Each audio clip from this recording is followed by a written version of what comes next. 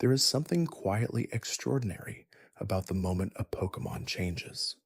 Not the flash of light, not the swelling music, but the stillness just before it, when a creature that has walked beside you for hours or days or weeks begins to become something else entirely.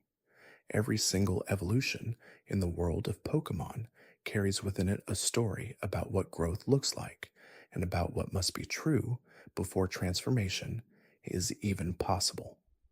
The methods are more varied than they might first appear. Some are simple, rooted in the accumulation of effort and time. Others require the right place, the right hour, the right companion standing at your side. And a few ask for something stranger still, something more like a riddle than a rule, as though the Pokemon itself is testing whether you understand it well enough to help it change. And before you drift any further, please consider subscribing to join the Cozy Club for more videos like this and tell me where you're watching from tonight. What follows is an unhurried walk through all of them, taken slowly, one at a time. Some will be familiar, others may surprise you. All of them, in their own way, carry the same quiet promise that something new is waiting on the other side of whatever condition must first be met. The oldest and most deeply understood form of evolution in Pokemon is the kind tied simply to growth. A Pokemon battles, earns experience, climbs toward a threshold, and when it finally crosses that line, the change begins. This was the very first evolution method ever introduced, woven into the fabric of the original games from the very beginning. Present from the first moment, a young trainer noticed their Charmander growing quieter and more serious with every passing route. Experience points accumulate with every battle won, sometimes quickly and sometimes slowly, depending on the creature carrying them. Rare candies can speed the process, handing a level directly without the effort of a fight, and EXP candies gathered in later games allow for similar shortcuts when a trainer's time is short. But the underlying logic remains unchanged across every generation. Reach a number, cross a threshold, become something new. Bulbasaur reaches level 16 and becomes Ivysaur. Geodude reaches level 25 and becomes Graveler. Magikarp, one of the most patient transformations in the series, endures all the way to level 20 before it finally becomes a Gyarados. The wait for that particular evolution has a quality to it that feels almost mythic, as though the Pokemon is waiting not just for strength, but for the right to become what it always had the potential to be.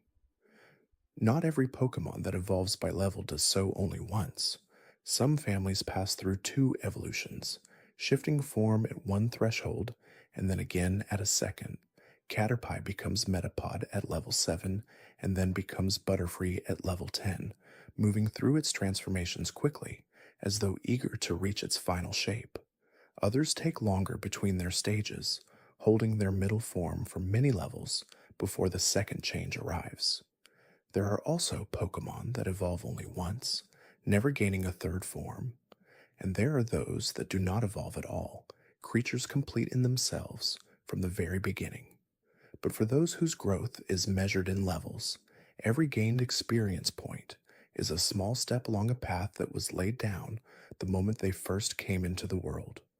What makes level-based evolution feel so fundamental is how naturally it mirrors the way we tend to think about growth in general. Effort accumulates, thresholds are crossed, and somewhere on the other side of enough effort, something that was not possible before becomes possible. The simplicity of it is not a limitation. It is what makes it feel true. The specific level required for each evolution is not arbitrary. Game Freak chooses those numbers carefully, balancing the need for challenge against the desire to let players experience new forms at a reasonable pace. A Pokemon that evolves very early gives younger trainers an early reward, a moment of encouragement on the long road ahead. A Pokemon that evolves late, like Larvitar waiting until level 30 before becoming Pupitar, communicates something about the creature itself, something about endurance and delayed reward. Some level based evolutions come with small surprises attached. A Pokemon might require not just a level, but a specific learned move before the evolution will trigger, or a particular time of day, or the presence of a certain item in the trainer's bag. These hybrid conditions layer additional meaning onto what might otherwise seem like a simple counting exercise, but the foundation remains the same: grow, reach the threshold, saw change. The very first generation of Pokemon established this rhythm so thoroughly that even players who have never thought consciously about it know it in their bones. You train, you battle, you wait. And then one day, in the middle of an otherwise unremarkable fight, the music shifts and the light comes, and something you have carried for a long time finally becomes what it was always becoming. There is a different kind of growth that certain Pokemon respond to, not the growth of strength, not the accumulation of experience points or levels climbed in battle, but something quieter and harder to measure. These Pokemon are waiting not for power, but for trust. They will not change until the bond between themselves and their trainer reaches a particular depth.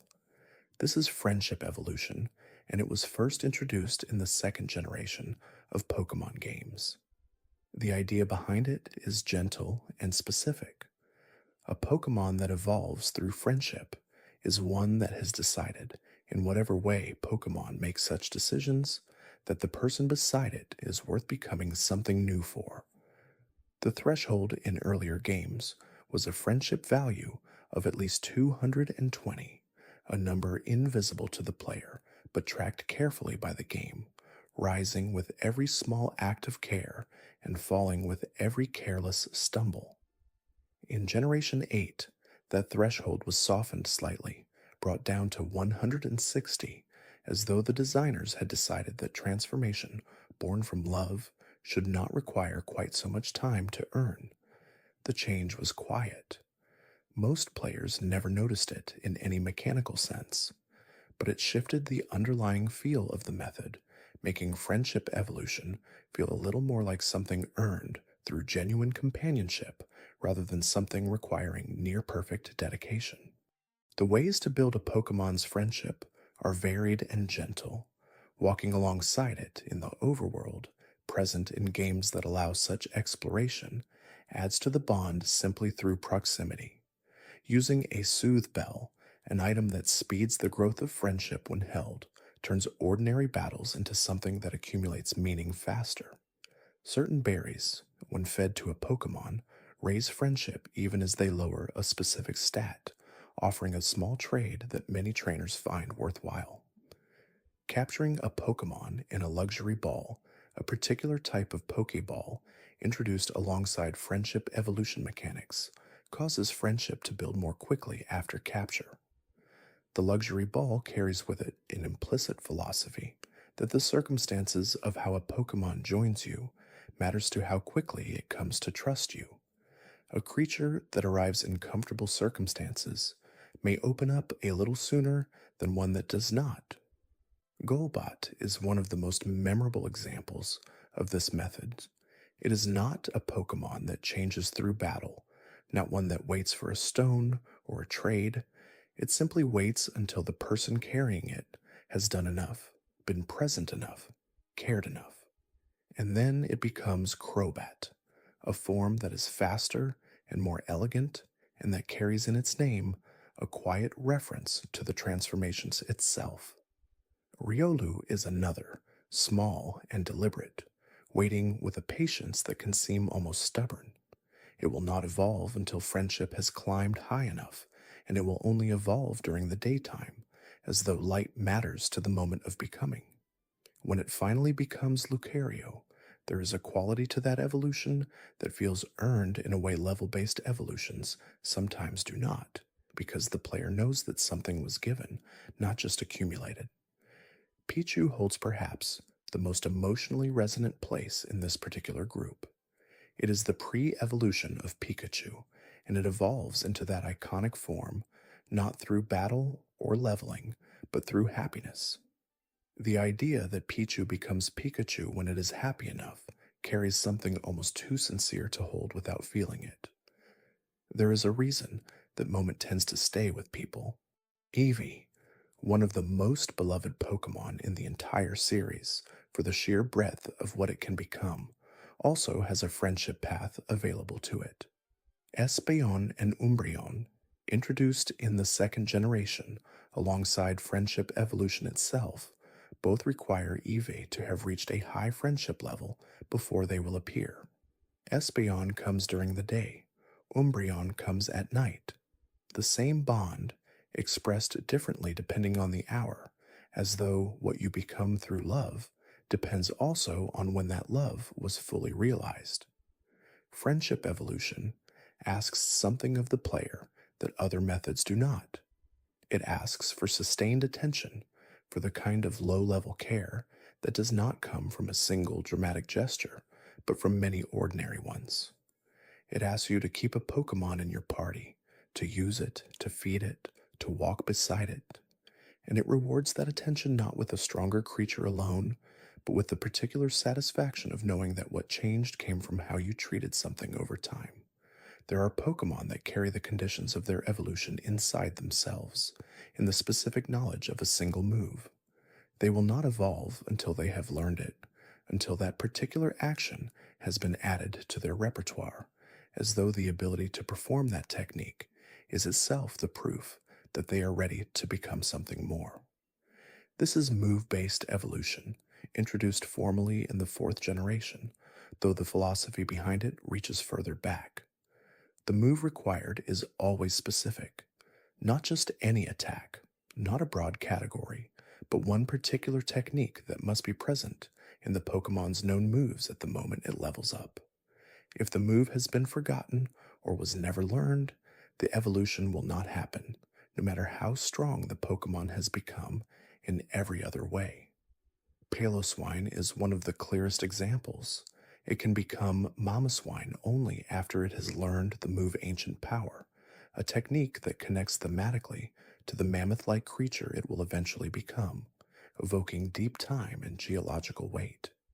The move can be taught, or remembered, and placed back in the Pokemon's moveset if it was ever lost, but the connection must be made before the door to evolution will open. Bonsly, a small round creature that perpetually mimics crying, can only evolve into Pseudo-Wudo when it knows the move Mimic.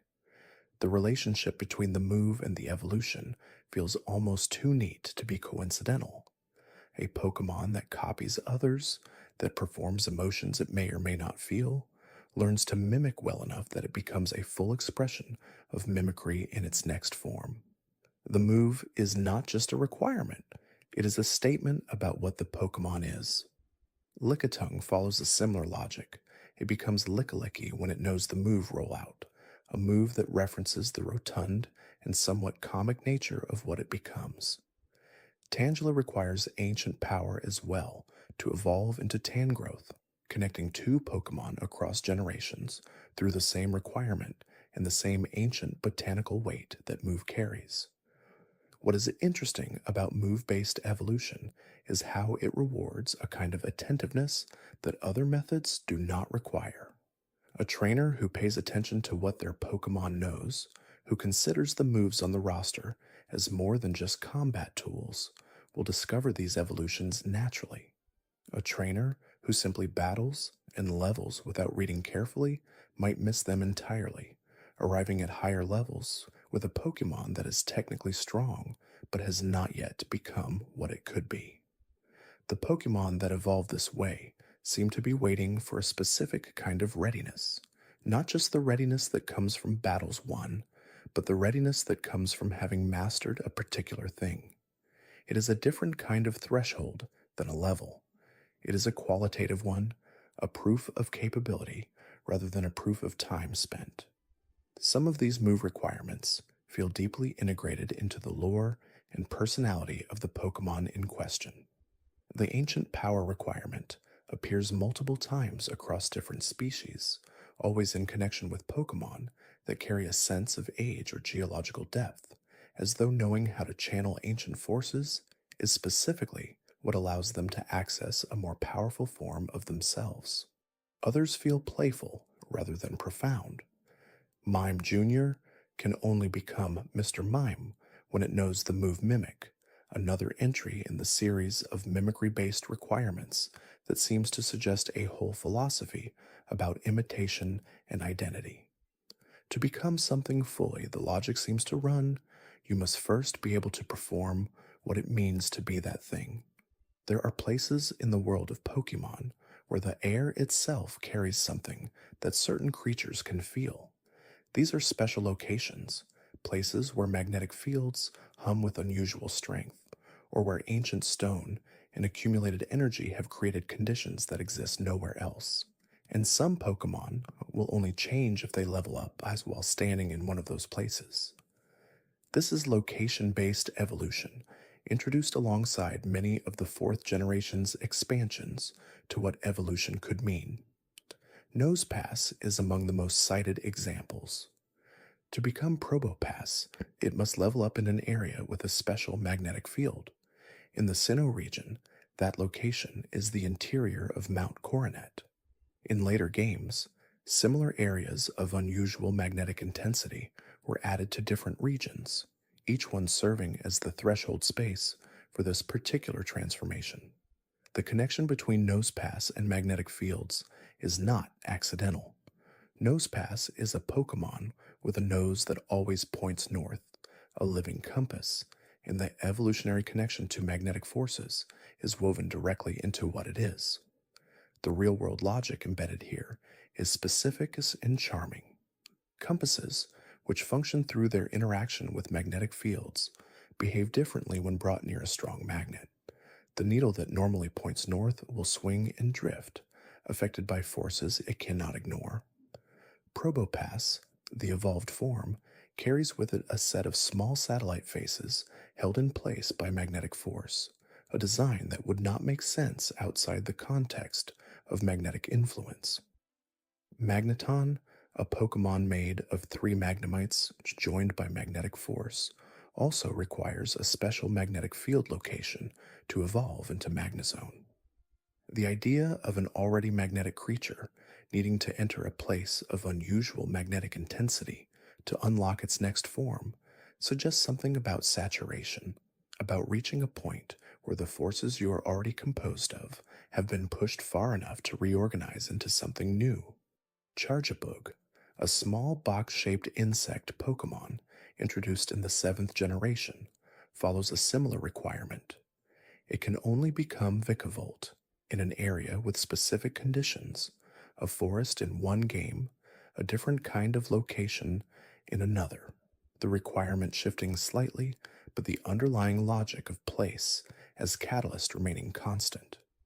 Crabrawler, a boxing crab Pokemon, can only become Crabominable when it levels up on Mount Lanakila, the snowy peak of Alola.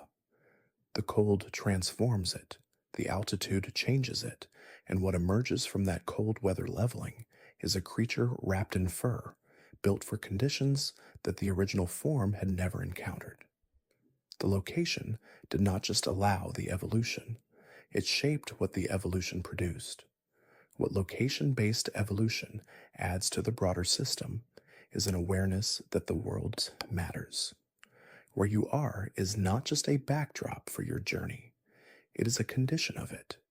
Certain transformations are only possible in certain places, and finding those places, understanding what makes them special, becomes part of the work of being a trainer who is paying attention to the world through which they travel. In the most satisfying cases, the location and the evolution illuminate each other. A Pokemon that needs to evolve in a particular place becomes a way of teaching the player something about that place, something about what makes it unusual or significant. And the evolved form often carries the imprint of where it was born in its design, in its typing, in the moves it learns, and the way it carries itself. Some transformations are shaped not by where you are, but by where your Pokemon was born, or more precisely, which version of the world it inhabits. Beginning in the 7th generation, when regional variants were introduced as a formal part of the Pokémon series, certain evolutions became contingent on the region itself. These are region based evolutions, and they carry within them the interesting suggestion that identity is partly a product of place of origin. The Alola region introduced this concept with a kind of playful confidence. Cubone, a small masked creature that has always carried themes of grief and memory, evolves into Marowak at level 28, just as it does in other regions. But in Alola, the Marowak becomes something different. It carries flames. It dances. Its typing shifts from pure ground to fire and ghost, as though the warmth of the islands changed not just its appearance, but the fundamental nature of what it became at that level. Coughing, a Pokémon that floats through the air trailing toxic fumes, takes a different path in the Galar region. At level 35, it becomes Galarian Wheezing, a form that looks like an elaborate aristocratic figure with smokestacks that have become chimneys and an aesthetic that suggests the Industrial Revolution filtered through the sensibility of a Victorian gentleman. The evolution happens at the same level, but what emerges from it is something that could only have come from that particular region. Mime Jr., the small performance-focused pre-evolution of Mr. Mime, evolves into a Galarian Mr. Mime when leveled up in Galar, a form that skates on ice-covered legs and leans into colder, more theatrical winter imagery. The same base Pokémon, the same developmental path, but a different outcome depending on the cultural and environmental context that surrounds the Pokémon as it grows. What region-based evolution asks of the player is a kind of geographical awareness. It matters where your Pokémon is from, and it matters where you are when you raise it. The same creature, the same effort, the same levels gained in battle can lead to entirely different outcomes depending on which version of the game you are playing, which region you inhabit, which world you are navigating together. This system introduced a formal acknowledgement of something that had always been implied in Pokemon's world building, that environments shape creatures, that the place where a Pokemon lives and grows becomes part of who it is. Regional forms made that implication visible. Region-based evolutions made it structural. In practice, these evolutions create a kind of regionalism within the broader Pokemon experience. Certain forms are native to certain places. To encounter them, you must either travel to the right version of the world or receive them from someone who has. There is something in that structure that quietly mirrors how biodiversity actually works, how the creatures of isolated regions diverge from their cousins elsewhere, shaped by pressures and conditions that no other population ever faced. The light shifts several times across a single day, and there are Pokemon that are waiting for specific moments in that shifting. Not just daytime or nighttime in a broad sense, but particular qualities of light, particular hours in the long turning of day into darkness and back again. These are time-based evolutions, and they first appeared in the 2nd generation when Pokemon Gold and Silver introduced the concept of an in-game clock for the very first time. Before that clock existed, time was not a factor in the Pokemon world. The sun was always in the same position. Encounters and evolution were governed by other conditions. But when players were first asked to set the time of day when starting Gold or Silver, the world expanded. Suddenly, there were Pokemon that only appeared at night, items that could only be found in the morning, and certain creatures that would only evolve during specific hours. Tyrant, a dinosaur Pokemon that carries something ancient and sharp in its design, can only evolve into Tyrantrum during the day. The daytime evolution of a creature associated with primordial power has a quality to it that feels deliberate, as though daylight is what allows that long dormant might to fully express itself. Amora takes the opposite path. It evolves into Aurorus during the night, and the connection feels thematically exact. Aurorus is a Pokemon associated with the Aurora Borealis, with cold light trailing across a dark sky, a creature that unfolds into something defined by the beauty of the night sky, should perhaps only complete its transformation under those conditions.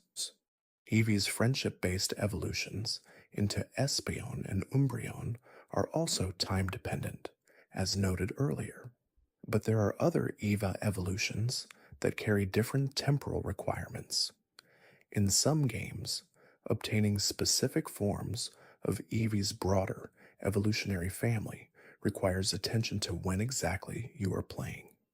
Time becomes not just a setting, but an active ingredient in what transformation becomes possible. Rockruff is one of the more precise examples of time based evolution in the series. This small dog Pokemon can become different forms of Lycanroc depending on the hour. Daytime Lycanroc is tall and upright and confident. Midnight Lycanroc is wild eyed and aggressive, evolving specifically at night. And Dusk form Lycanroc, one of the rarest forms, it can only be obtained during the brief transitional hour between day and night, a narrow window in the in game clock that requires a very specific Rockruff from a limited distribution. The Dusk form carries in it something almost philosophical about transformation. It is neither the creature of full daylight nor the creature of full dark. It is the creature of the threshold, of the moment when the world is neither one thing nor the other, and it exists only because evolution was allowed to happen in that liminal space. What time based evolution adds to the broader system is the suggestion that when something happens matters as much as what happens. Two Pokemon of the same species, both at the right level, both well trained, can become entirely different things based only on what hour the evolution triggers. The world keeps moving whether or not the trainer is playing, and the creatures in it respond to that movement. In many ways, this method is the one most deeply tied to the idea of Pokemon as living things, creatures embedded in a world with seasons and hours, rather than objects that exist purely in response to the player's actions. The clock running in the corner of the game is not decoration. For some Pokemon, it is the difference between one destiny and another. Some Pokemon carry their evolution inside a question of identity that the game makes explicit in a way that biology usually leaves implicit. These are Pokemon whose gender determines what they will become, and the method introduced in the fourth generation added a layer of natural variation to the evolution system that felt, in its way, quietly true to how the living world actually works. Combi is one of the clearest examples. A small hexagonal bee Pokemon that floats in groups, Combi can be either male or female, but only the female can evolve.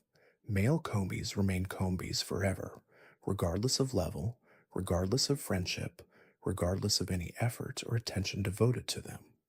Female Combis at level 21 become Vespiquen, a commanding figure who wears a honeycomb skirt and commands her colony with the authority of a queen. The design logic is immediate and exact. In real bee colonies, the distinction between a worker and a queen is not arbitrary. It is biological. Female bees can, under the right conditions, become queens. Male bees cannot. The Pokemon version of this dynamic translates a real-world biological asymmetry into a game mechanic, and the result is a Pokemon whose evolution method itself tells you something about what kind of creature it is and what kind of world it reflects. Salandit follows a similar logic. Both male and female Salandit can exist in the world, and both can be caught and trained, but only the female will ever become Salazzle. The female Salazzle is larger and more powerful and carries within its design a kind of dangerous elegance, the visual language of a creature that has ascended while others of its kind have not. Male Salandit, for all the effort a trainer might invest in them, remain at their base form. Litleo presents a softer version of this dynamic. Both male and female Litleo evolve into Pyroar, but the two forms of Pyroar look meaningfully different. Male Pyroar has a magnificent mane, elaborate and orange, immediately readable as a reference to the male lions of the savannah. Female Pyroar is sleeker and carries her markings differently. Same evolutionary path, same threshold, different outcomes depending on a single biological detail.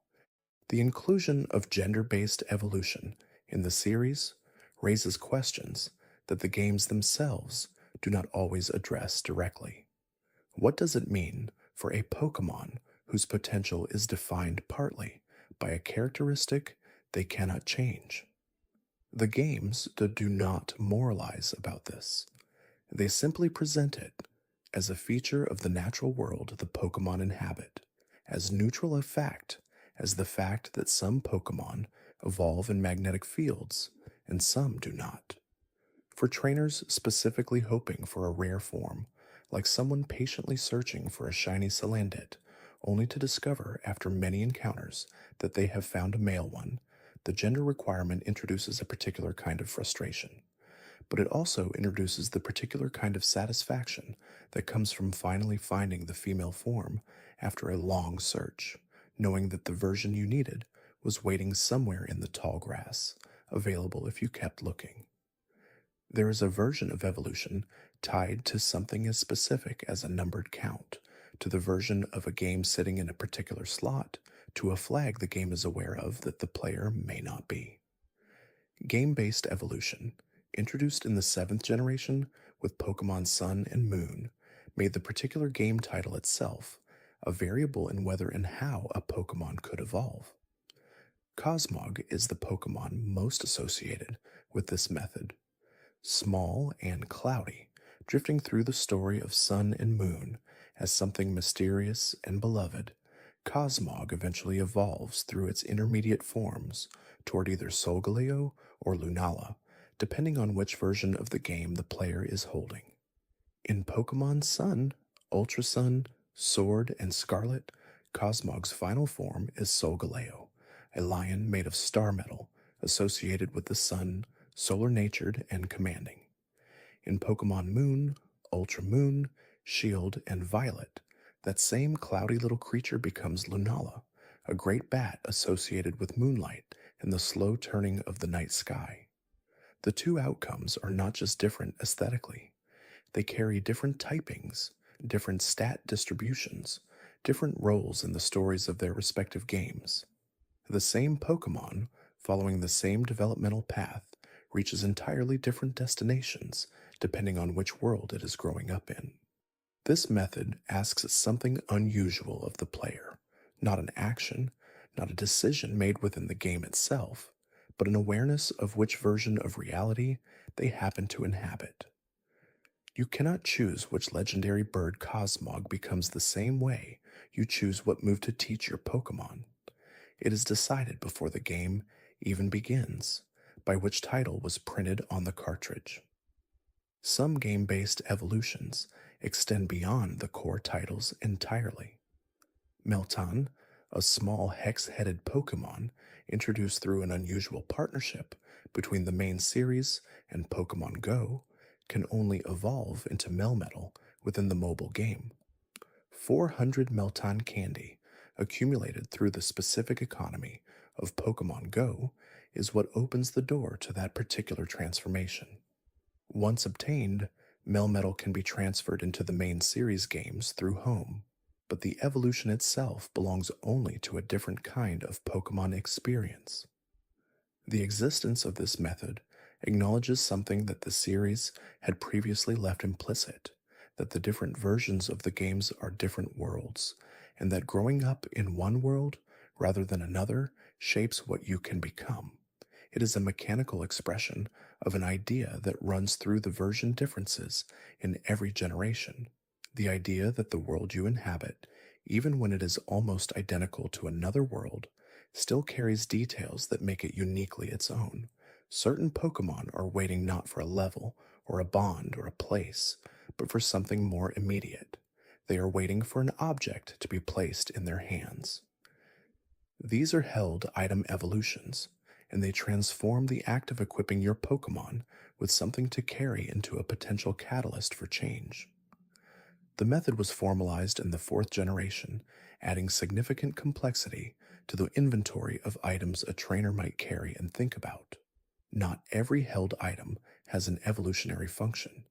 Many are purely practical, boosting stats or providing effects in battle, but certain items, when held by the right Pokemon and combined with the right secondary condition, become the key that opens the door.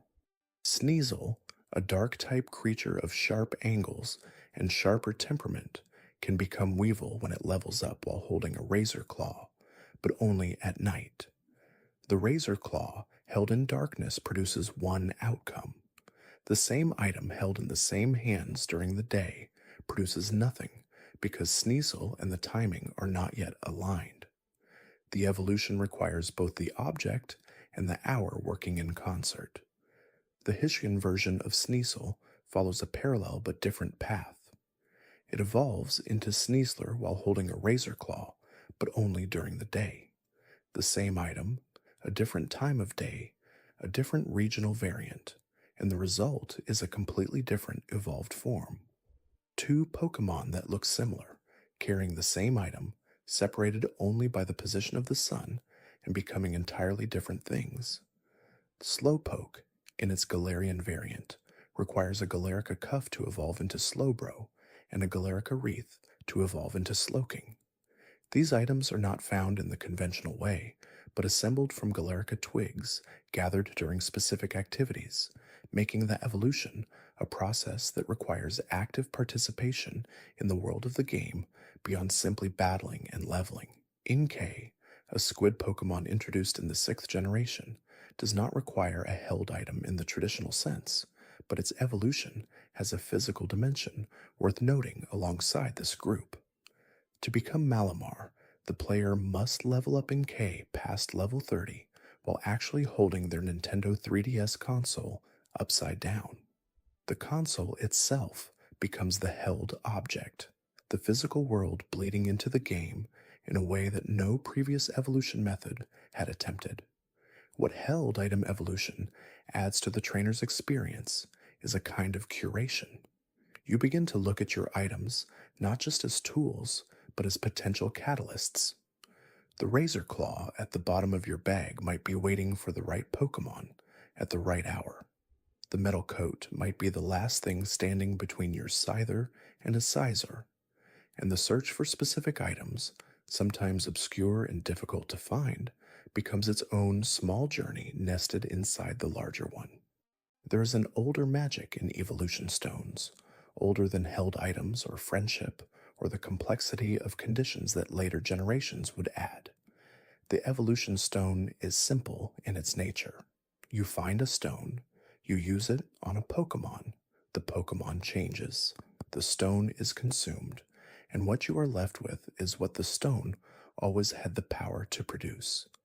This method was present from the very first generation of Pokemon games, which is why its examples tend to be among the most iconic in the series: Pikachu and the Thunderstone, Eevee and the various stones it responds to, Vulpix and the Firestone. The stones are objects of elemental energy, each one carrying within it a compressed version of the force that will shape the Pokemon that encounters it. There are 10 evolution stones in the main series games, each one associated with a particular element or quality. The Firestone evokes warmth and combustion. The Waterstone carries the quality of rivers and deep pools. The Thunderstone crackles with accumulated charge. The Leafstone carries the still, green patience of growing things. The Moonstone, introduced alongside the first games that incorporated it, glows with the pale authority of lunar light. The Sunstone, added later, brings the warmth of daylight to Pokemon like Sunkern, which becomes Sunflora, and Cottonee, which becomes Whimsicott. The Shiny Stone produces brilliant evolutions from creatures like Togetic and Roselia.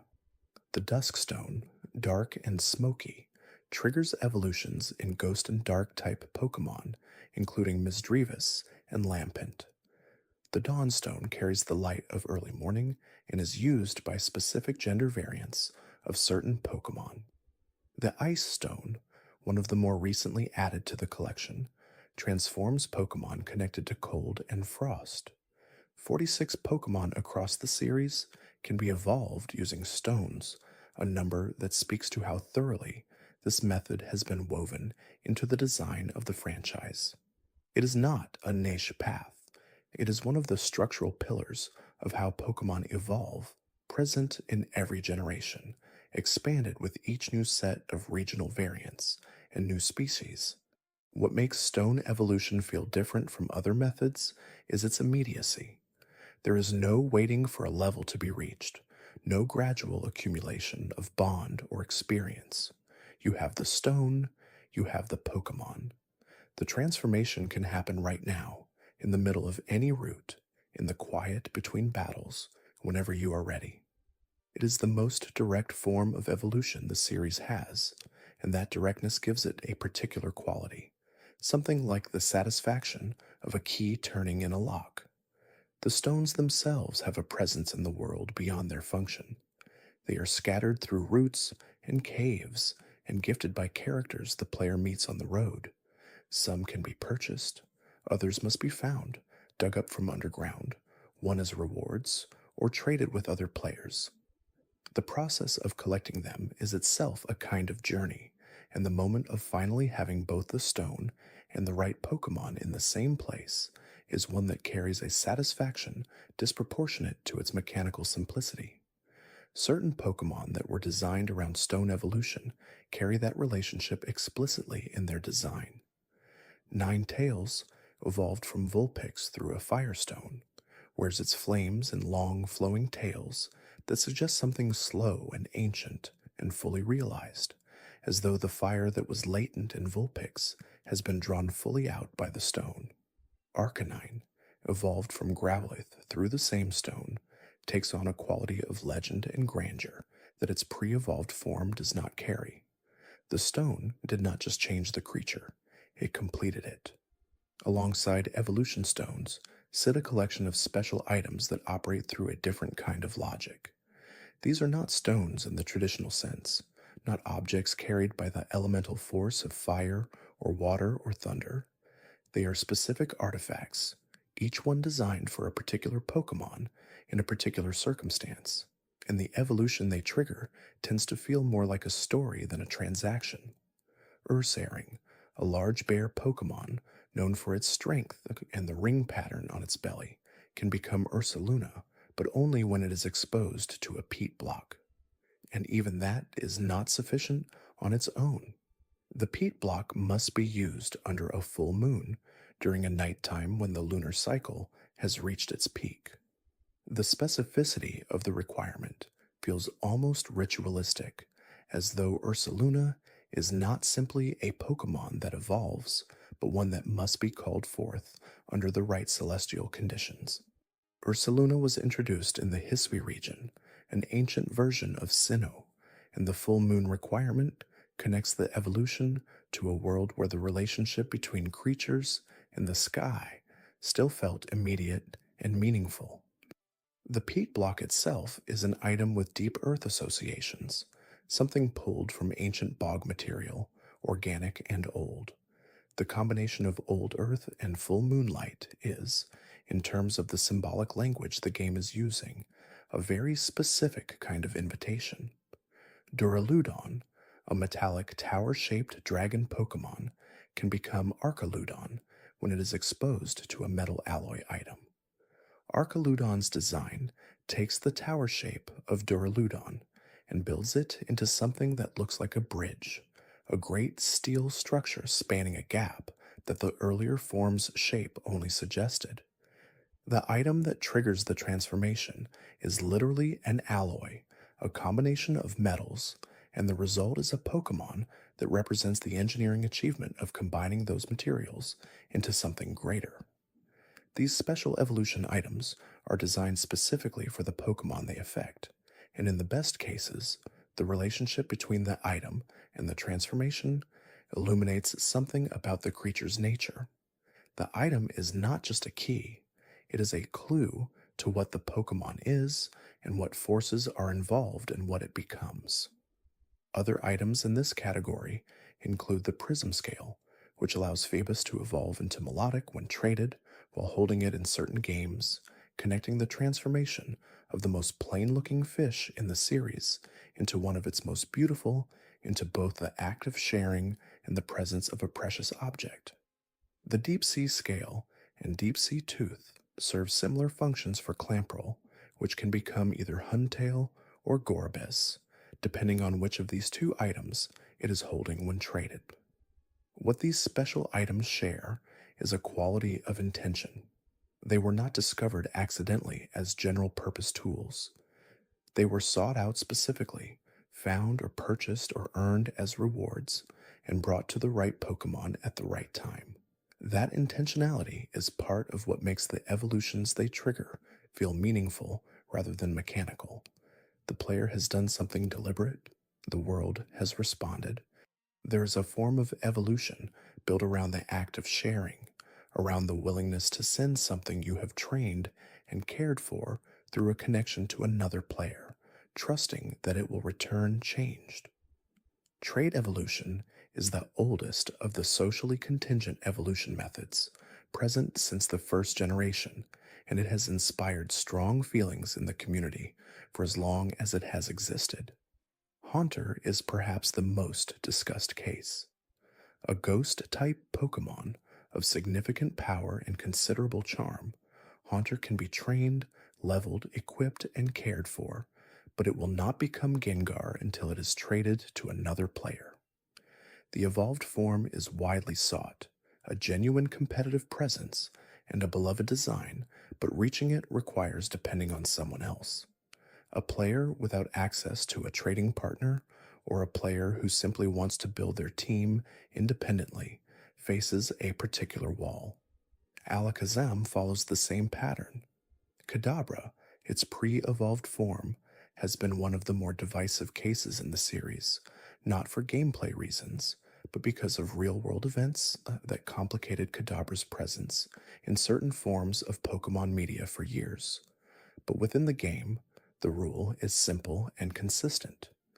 To become Alakazam, Kadabra must be traded. The evolution waits on the other side of a connection. Some Pokemon require not just a trade, but a trade while holding a specific item.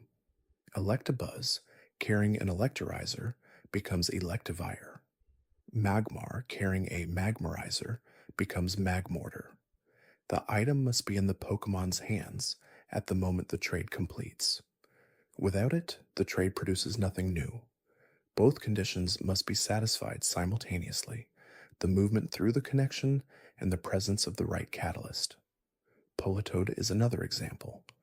Poliwhirl, which can already become Poliwrath by other means, takes a completely different evolutionary path if it is traded while holding a King's Rock. Same base Pokemon, same moment of transfer, entirely different outcome depending on whether a single item is present. The King's Rock itself is a small golden crown, and the Pokemon that carries it through a trade becomes a Frog King, a creature whose authority and bearing come directly from what it was holding when it crossed into a new world. The most specific trade evolution requirement in the series may be the relationship between Karrablast and Shelmet. Those two Pokemon can each evolve, but only when traded specifically with each other. Not with any Pokemon, not even with a member of a related species. Karrablast trading with Shelmet produces Escavalier. Shelmet trading with anything that is not Karrablast produces nothing. Shelmet trading with Karrablast produces Axelgore. The design logic is explicit and a little wry. The lore of these two Pokemon suggests that Karrablast has been stealing Shelmet's shell for a very long time, and the trade evolution mechanic literalizes this theft within the game's systems. When the trade happens, Karrablast takes Shelmet's armor and becomes Escavalier, a heavily armored knight Pokemon.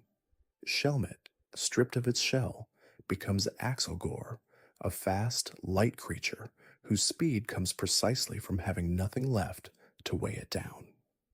In Pokemon Legends, Arceus, a workaround was introduced in the form of the linking cord, an item that allowed trade evolution Pokemon to evolve without requiring an actual trade partner. It was embraced by the community with something close to relief. But in the games that followed, the item was not retained and the trade requirement returned. The debate over whether trade evolution belongs in modern Pokemon games continues, and the linking cord's brief appearance suggested that Game Freak knew the discussion was happening, even if they chose not to resolve it permanently.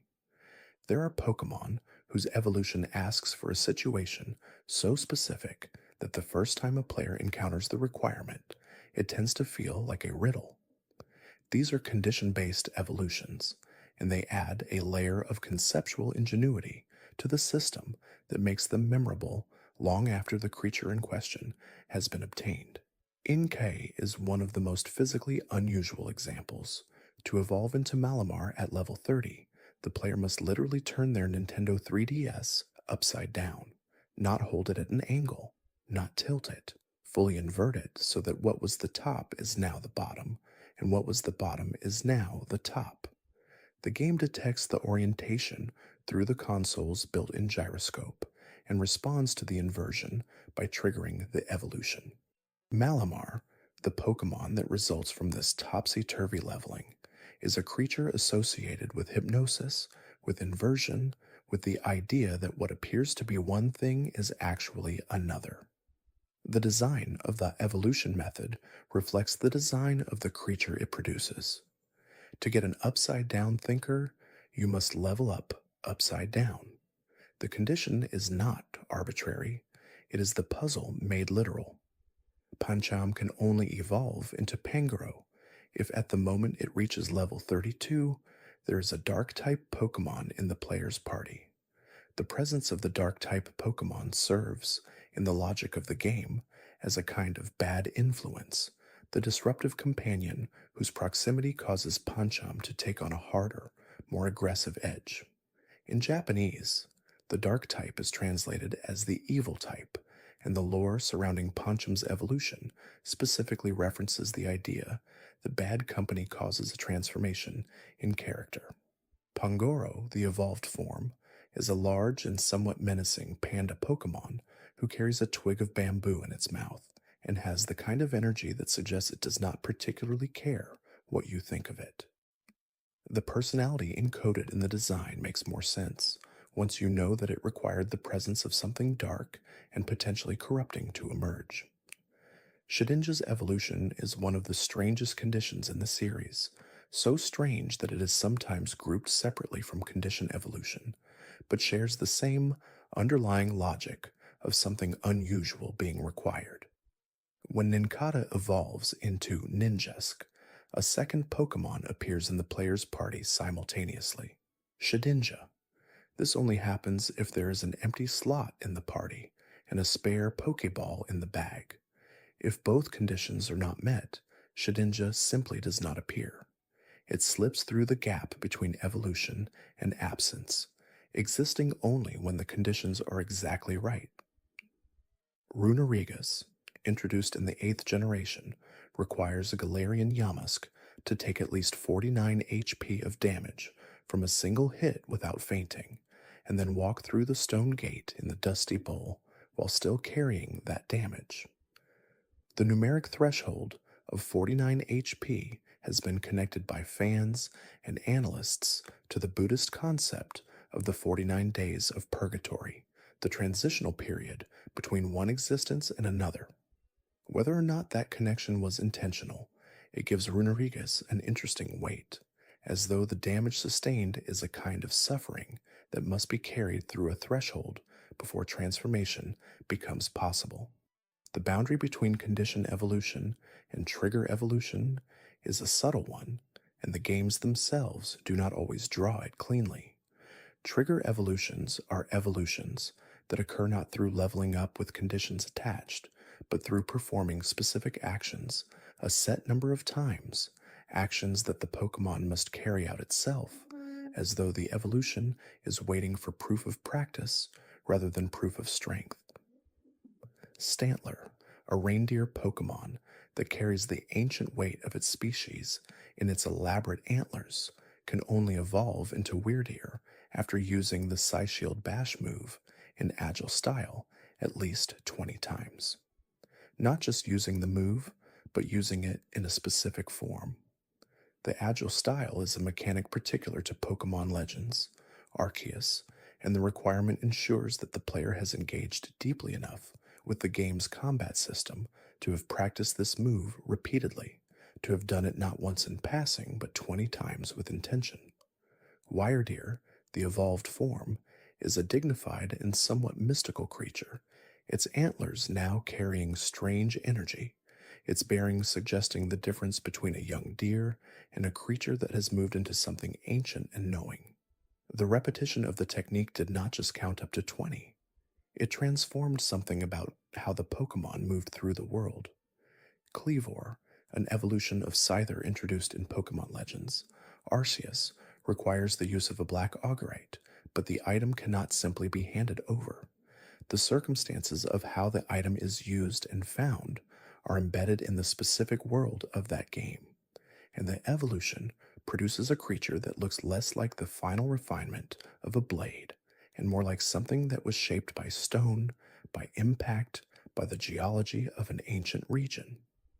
The most discussed trigger evolution in the series may be Galarian Farfetch'd becoming Surfetch'd. To achieve this, Galarian Farfetch'd must land 3 critical hits in a single battle, not 3 critical hits across many battles, not 3 critical hits in total, 3 critical hits in the same fight against whatever opponents happen to be present. The requirement asks for a combination of luck, setup, and persistence, and the moment it finally triggers, after potentially many failed attempts, carries a particular satisfaction. Surfetch'd itself is a knight, armored with a great leek held as a lance, its posture formal and resolute. The Pokemon that emerges from the requirement of landing 3 critical hits in one battle looks exactly like a creature that had to prove its worth under specific and challenging conditions. The design and the requirement illuminate each other completely. What trigger evolution adds to the system is the idea that what you have repeatedly done matters as much as what you are. It is not enough to have battled. It is not enough to have leveled and grown. Certain Pokemon are asking whether you have practiced the right thing in the right way enough times for it to become part of what you are. Some of the most interesting evolutions in the series are the ones that sit outside the categories, the ones that feel so specific and so strange that they could belong to no group except their own. These are the evolutions that players remember precisely because of how unusual the conditions feel and how deliberate the strangeness is once you understand the reasoning behind it. Phoebus is worth dwelling on at length. It is, by design, one of the least impressive Pokemon in the series. A fish that is explicitly plain, that lives in only a handful of squares of water in a large lake in the Hoenn region, that takes significant effort even to find, let alone catch. And yet Phoebus has one of the most desirable evolved forms in the entire series. Melodic is beautiful. It is graceful. It is a competitive presence of genuine power, and its design is associated with peace and calming influence. The original path to Melodic required raising Phoebus's beauty condition, a contest stat, to its maximum level. Beauty was not a battle stat. It could not be trained through combat. It was raised by feeding Phoebus Pokeblocks, or poffins made from specific berries, the exact kind depending on Phoebus's nature, and letting it accumulate a quality that had nothing to do with fighting. Only then, with beauty at its peak, would Phoebus evolve. The choice to connect Melodic's evolution to beauty was not accidental. Phoebus is plain because plainness is the precondition. The transformation into something beautiful requires that beauty be deliberately cultivated from within rather than achieved through force. In later games, the method was changed to a held item, the prism scale, which must be held during a trade, but the spirit of the original requirement, the idea that beauty must be earned through care rather than battle, remains part of what Phoebus and Melodic are understood to mean. Mantike, a young manta ray Pokemon, can only evolve into Mantine when there is a Remoraid in the player's party. The two Pokemon have a relationship established in their lore, a cleaning symbiosis in which Remoraid attaches itself to Mantine, and the two benefit from each other's presence. The evolution requirement enforces this relationship as a condition of growth, asking the player to replicate the ecological partnership that defines what Mantine is in the wild. Some evolution methods blur across multiple categories simultaneously. Sylveon, the fairy type evolution of Eevee introduced in Generation 6, originally required a combination of friendship and the presence of a fairy type move. The friendship component placed it in the friendship evolution family. The move component placed it adjacent to move-based evolution. And in Generation 8, the requirements shifted again, becoming specifically tied to the affection system of that particular game. Sylveon sits at an intersection of methods, and finding that intersection is part of what makes it feel like an evolution that asks for genuine engagement. Galarian Slowpoke, a regional variant that lives in isolation from its original island home, has a yellow marking on its head that comes from the spice of Galarica seeds it eats. To evolve into Galarian Slowbro, it needs to be given a Galarica cuff, made from 8 Galarica twigs gathered through a specific activity. To become Galarian Slowking, it needs a Galarica wreath made from 15 twigs. The same Pokemon, two different items assembled from the same raw material in different quantities, producing two different evolved forms. The difference between a cuff and a wreath, between 8 twigs and 15, is the difference between one destiny and another. Mega Evolution was introduced in Generation 6 as a temporary transformation, a kind of evolution that existed outside the permanent developmental arc that all other evolutions represent. It was not a new stage. It was not something Pokemon grew into and stayed.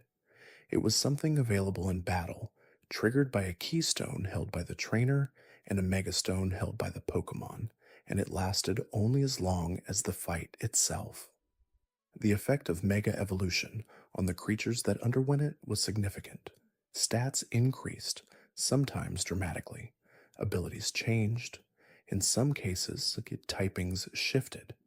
And the visual designs of Mega Evolved Pokemon ranged from expansions of their existing aesthetics to something almost entirely new. Mega Rayquaza needed no stone at all, evolving through a move it already knew. Mega Mewtwo came in 2 separate forms, each triggered by a different stone. The existence of Mega Evolution asked a question about what evolution means that the series had not previously been required to answer.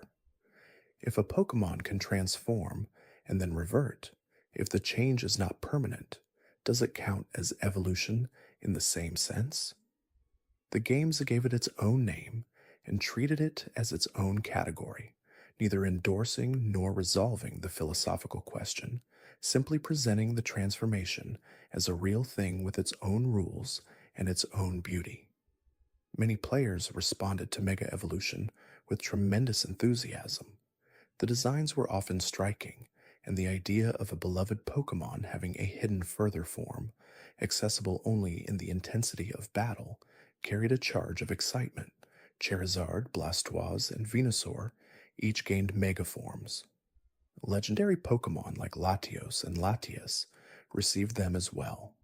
And for a certain period, Mega Evolution was among the most discussed features in the series. It has since been stepped back in later generations, its role reduced as new battle mechanics took center stage, but the Mega Stones and the Keystones and the forms they enabled remained part of the series canon, and the Pokemon that received Mega forms still carry them as part of their documented history.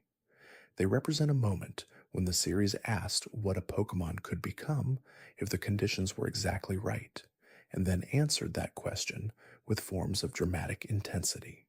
Zatamoves and Max Raids brought their own transformations, though these were tied to battle mechanics rather than permanent evolution in most cases. Necrozma, in particular, straddles the line between mega evolution logic and something new. By absorbing Solgaleo or Lunala, Necrozma can enter Duskmane or Dawnwing's forms. By performing the Ultra Burst, using the Ultra Necrosium Z, it becomes Ultra Necrozma, blazing with golden light and carrying statistics that no unevolved form can match. Eternatus, the Pokemon at the center of Pokemon Sword and Shield's crisis, undergoes Eternamax during the climax of the story, a transformation that fills it to overwhelming scale and requires the combined efforts of multiple legendary Pokemon to counter. The Eternamax form was not made available in typical gameplay, existing only in that story moment, which gives it a quality of narrative transformation rather than mechanical one. These exceptional cases point towards something the series has been exploring gradually since Generation 6, the idea that some transformations are too extreme to be permanent, too costly, or too specific in their conditions to become part of a Pokemon's ordinary developmental arc. They represent the outer edge of what transformation can mean, the places where the system pushes against its own limits, and the results are something that resists the easy categorization. The addition of regional forms across generations 7 and 8 opened a new dimension to how evolution could be understood in the series. Pokemon that had been considered settled, whose forms were understood as fixed and final, were shown to have alternate expressions, bodies shaped differently by different environments. And those alternate forms often had different evolutionary paths. Alolan Vulpix, both white and frost-covered, became Alolan Ninetales through an ice stone rather than a fire stone. The same elemental stone logic applied to a creature that looks similar to its Cantonian counterpart, but had been shaped by an entirely different environment. The ice in the mountain air of Alola had entered the design of the Pokemon at the deepest level, and the stone that completed it reflected that entirely. Galarian Ponyta, glowing softly with psychic energy rather than fire, was introduced with visual associations of tranquility and forest magic. It evolved into Galarian Rapidash through leveling, as the original line did, but what emerged at that level looked nothing like a fire horse. It looked like something that had passed through enchantment rather than heat. The same structure, a different substance entirely. Regional forms demonstrated that the environment in which a species develops over generations can diverge its evolutionary path so completely that the forms at the end of each path share a name and a basic structural connection but feel like fundamentally different creatures. This is not just design variety for its own sake. It is an expression of real evolutionary biology rendered in the fantastical language of Pokemon design. The Paldea region continued this trend in its own distinctive ways. Paldean Wooper, earthen and regional rather than aquatic, evolves into Clodsire, while Jotonian Wooper still becomes Quagsire through a different path. The divergence has the quality of genuine natural history, two populations separated long enough that what they become through growth is no longer interchangeable. Throughout the series, there are Pokemon that test the patience of the trainer in a way that feels almost designed to build appreciation. Magikarp is the oldest example. It is widely considered the weakest Pokemon in the series, capable of only a handful of techniques, none of them effective in almost any encounter. It splashes, it flops, it exists in the water in tremendous numbers, easily caught, quickly dismissed. But at level 20, Magikarp becomes Gyarados. It becomes something so dramatically different in power and bearing that the transformation feels like an argument about potential, about the gap between what something is and what it contains. Gyarados is a sea serpent of tremendous fury, a creature associated with storms and overwhelming force, and it emerges from the most pathetic looking fish in the Pokemon world. The journey from Magikarp to Gyarados is not just a level range. It is a small story about the relationship between patience and transformation, about what becomes available to a trainer who is willing to carry something useless long enough for it to become something extraordinary. It is one of the most elegant pieces of game design in the series, and its elegance comes not from any mechanical complexity, but from the simplicity of the contrast. Snom and Frostmoth must follow a similar, though gentler logic. Snom is a small, soft insect Pokemon of limited capability that evolves through friendship into Frostmoth, a beautiful ice moth of considerable power. The friendship requirement adds emotional texture to the waiting. Snom cannot be rushed to its evolution through battling. It must be cared for, carried, given attention, and the quality of what emerges from that care, the flowing wings and cold grace of Frostmoth, reflects the quality of the relationship that produced it. Gumi, introduced in Generation 6, is a small and unprepossessing blob, slimy and slow, with very little about its presentation that suggests it will become anything remarkable. It becomes Sliggoo at level 40, and then Gudra at level 50, and Gudra is a dragon type of genuine warmth and power, affectionate in its lore, capable in battle, and visually appealing in a way that Gumi gives no hint of. The distance between Gumi and Gudra is one of the larger leaps in the series, in terms of how dramatically the eventual form exceeds what the original form suggests. Every generation has added something to the vocabulary of evolution, and the accumulated total of methods represents a design philosophy that has been developing and expanding since the very beginning. The earliest games had a handful of tools, levels, stones, trades. Each generation added to that collection, not replacing what came before, but layering new possibilities on top of the existing structure. Generation 2 introduced friendship and time. Generation 3 brought evolution through conditions and began expanding the move-based requirements. Generation 4 added held item evolutions, location-based evolutions, gender-based evolutions, and move-based evolutions in a more formalized way. Generation 5 continued this expansion. Generation 6 aided Mega Evolution and its attendant philosophy of temporary transformation. Generation 7 brought regional forms and region-based evolution, game-based evolution, and continued the exploration of trigger-based mechanics. Generation 8 gave players the wild area and the max raid battles, and brought Gigantamax forms into the conversation alongside Dynamax, a battle mechanic that temporarily transformed Pokémon into enormous versions of themselves without altering their base form permanently.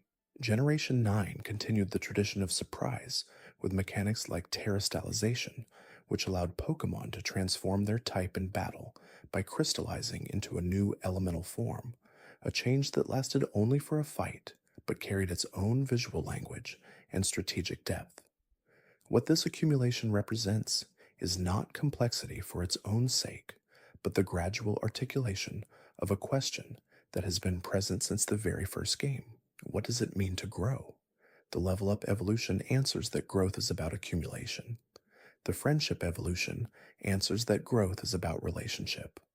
The location-based evolution answers that growth is about context. The condition evolution answers that growth is about willingness to meet unusual demands. And the trait evolution answers that growth sometimes requires the involvement of someone else. None of these answers contradicts the others. They are different dimensions of the same underlying truth, different angles from which the question of transformation can be approached. Together, they form something richer than any single method could create on its own, a portrait of growth that is varied enough to accommodate the enormous variety of creatures the series contains. There is something worth sitting with in the sheer number of Pokémon that exist and the different evolutionary paths they follow. Over 900 species across the main series games, some with no evolution at all, complete in themselves from the moment they are encountered.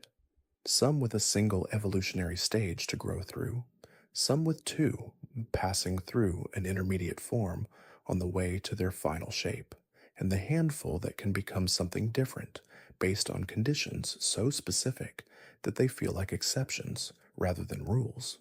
The Pokemon with no evolution are not failures of design. They are Pokemon that have been conceived as already complete. Lapras floats through cold water with a patience that suggests it has no further development to accomplish. Kangaskhan carries its young in a pouch and has no pre-evolved form because it is already a parent, already further along a developmental axis that the game does not make explicit but implies. Ditto is a Pokemon without a permanent form at all, which makes the question of evolution feel almost irrelevant to what it is. The baby Pokemon introduced in Generation 2 added a reverse layer to the evolution question. Pokemon that had previously been understood as already in their starting form, Jigglypuff, Electabuzz, Magmar, Chansey, were given pre-evolved versions that could only be obtained through breeding. The baby forms of these Pokemon exist at a stage earlier than what had previously been considered the beginning, adding a new depth to the developmental arc. Togepi, Cleffa, Igglybuff, Pichu, Elekid, Magby, Tyrogue, Smoochum, Azurill, Winot, Budew, Chingling, Bonsly, Mime Jr., Happiny, Munchlax, Mantike, and later Riolu are all baby Pokemon in this sense. Pre-evolutions that extend the arc of development backward. They add a new stage to Pokemon that already had evolution paths, creating families that are now 3 or 4 stages long where previously they were 2 or 3. The existence of baby Pokemon also introduced the breeding mechanic as central to obtaining certain evolutionary stages, because these youngest forms often cannot be caught in the wild, but must be hatched from eggs, and egg hatching carries its own quiet quality of anticipation. A Pokemon that does not yet exist, becoming something slowly over steps walked with it in your party, the egg counter ticking down with every few paces until the moment it cracks open. The Pokemon egg and the hatching process are, in their own way, a kind of evolution before evolution begins. An egg holds a Pokemon in its most potential state, not yet anything, waiting for warmth and movement and time to become what it will be.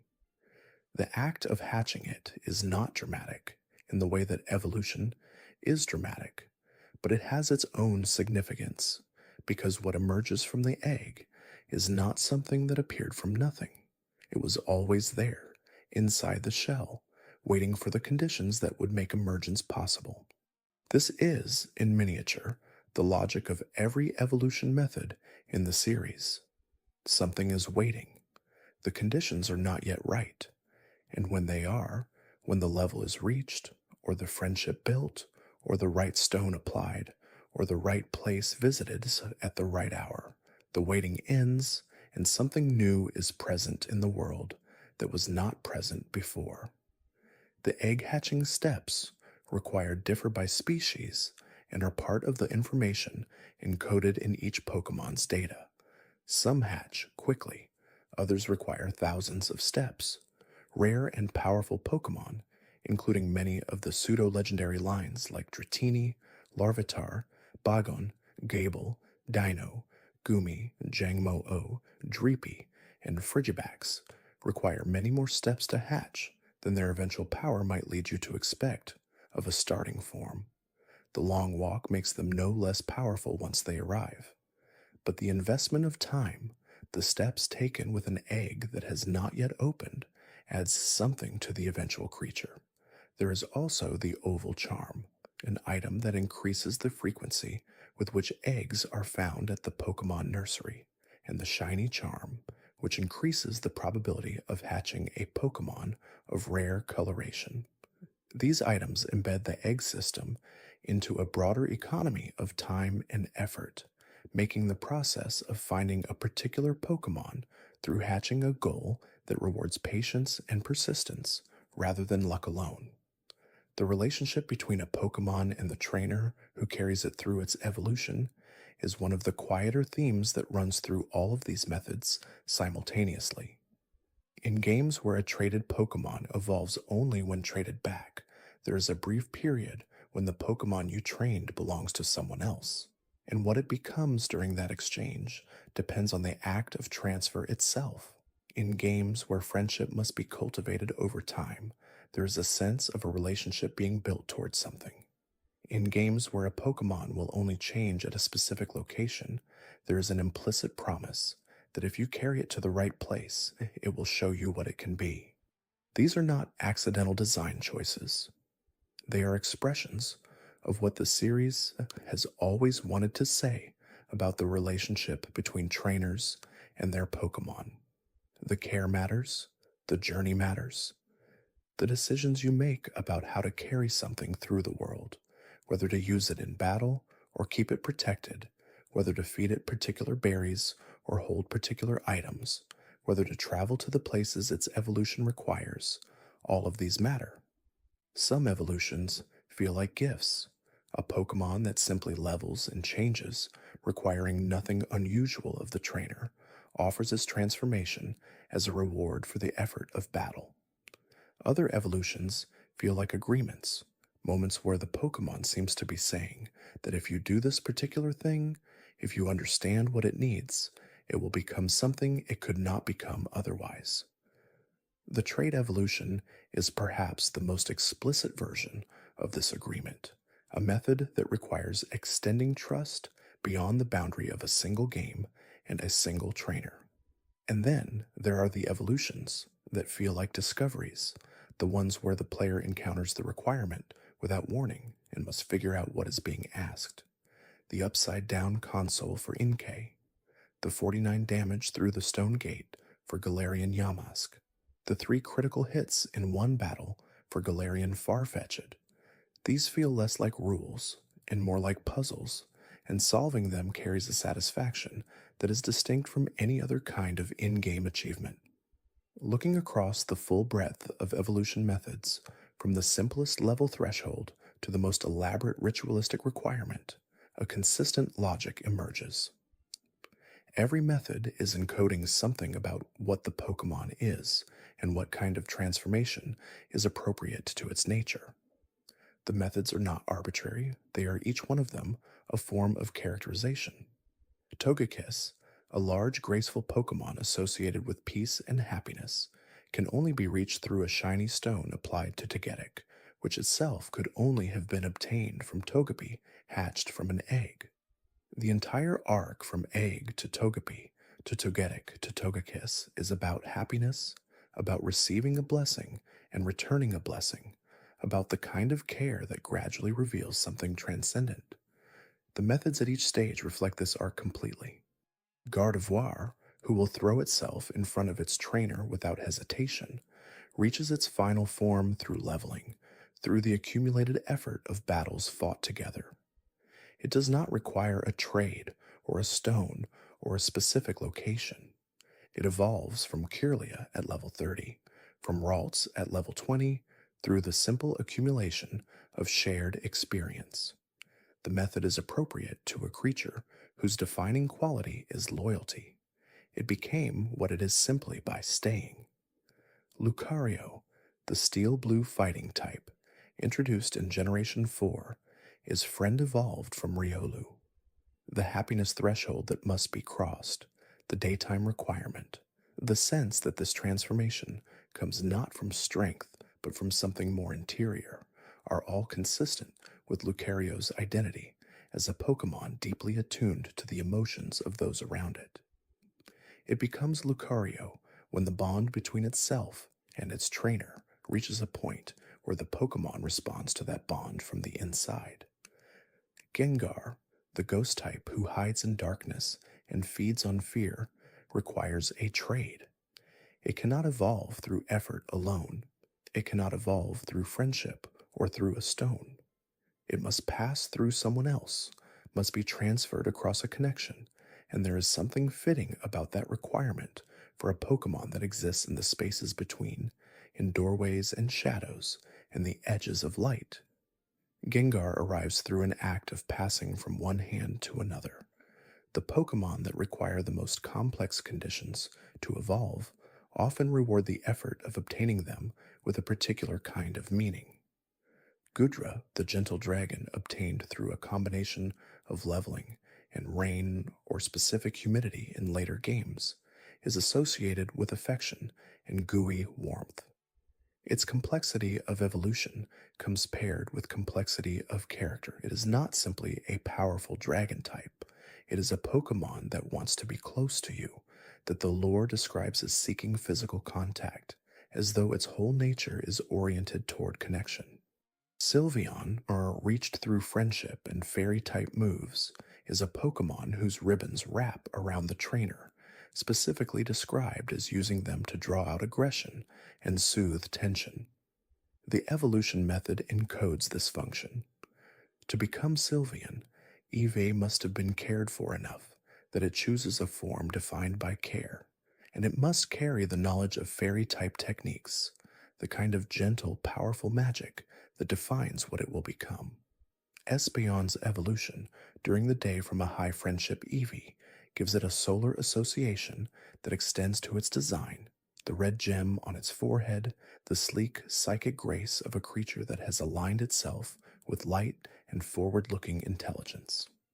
Umbreona's evolution at night gives it the opposite quality, rings of moonlight on a dark body, an association with patience and watchfulness rather than brilliance.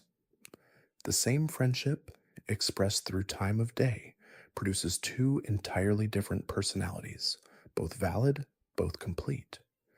This is what the full system of evolution methods is in the end. It is a language for describing what kinds of things matter in growth. It is a series of questions posed to the player. Have you spent enough time, been to the right place, cultivated the right bond, found the right item, waited for the right hour, practiced the right technique enough times, trusted another player with something you valued? Each positive answer unlocks a door. Each opened door reveals something that could not be seen from the other side.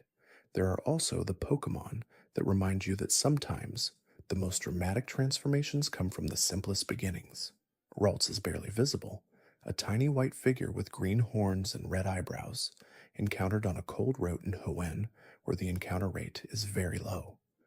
Most players walk through that route without finding one, but if you do find one, if you look carefully, if you train it patiently through its slow early levels, it will eventually become Gardevoir, and then, with the Dawnstone for male Kirlia, Galade.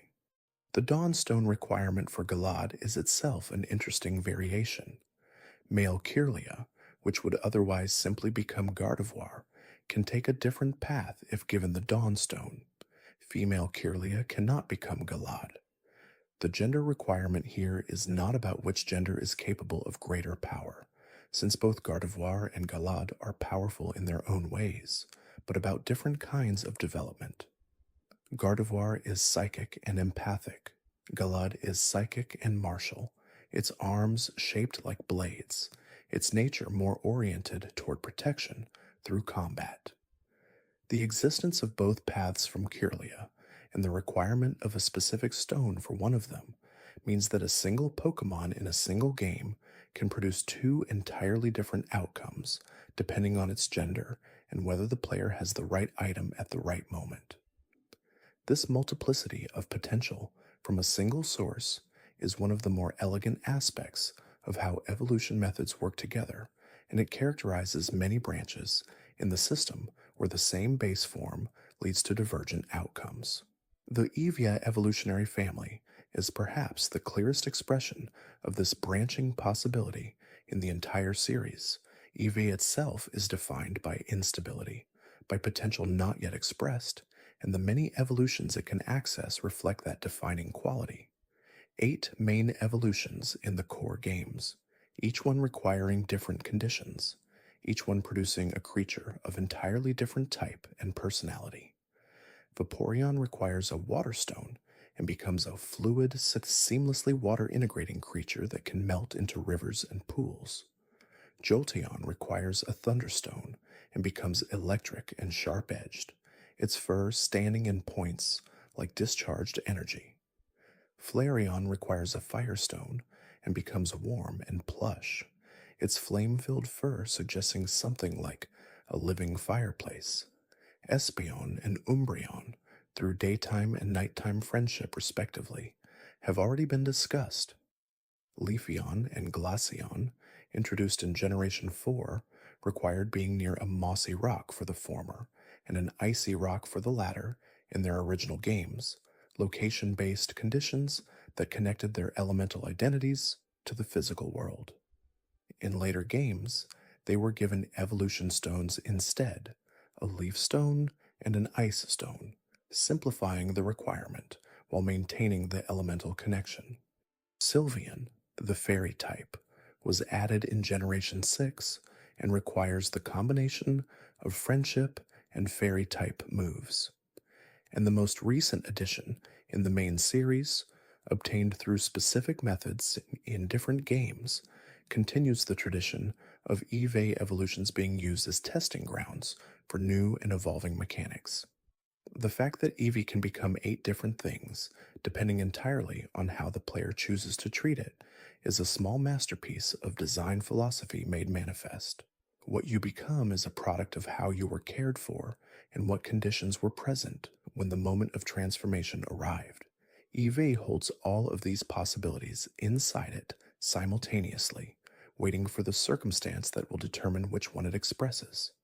The quieter evolutions, the ones that happen without fanfare or unusual conditions, carry their own weight.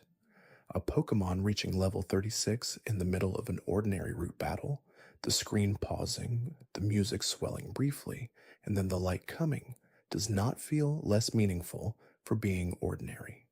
It is meaningful precisely because it is ordinary, because growth that comes from consistent effort over time is the most common story and perhaps the most important one.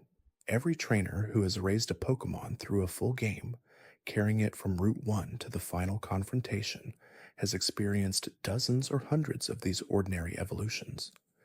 The accumulation of them becomes a texture of the experience, a background rhythm of transformation that underlies everything else. Between the dramatic moments, between the rare evolutions with their unusual requirements, the ordinary level up evolutions are happening constantly, quietly, throughout the entire journey. They are easy to overlook. The game pauses for them, but not for long. By the time a player has been through several games and dozens of playthroughs, a Pokémon evolving by leveling up is something that barely registers. But it should register, because even the simplest evolution is the same fundamental process as the most elaborate one. Something was waiting, the conditions were met, something new is present now that was not present before. In thinking about the full arc of how evolution has grown as a system over the series' decades of development, it becomes clear that the designers have always been asking the same underlying question with increasing sophistication and subtlety. What does growth look like? What conditions need to be present for something to become more fully what it is? The earliest answers were mechanical and clear. Level up, use a stone, trade with another player.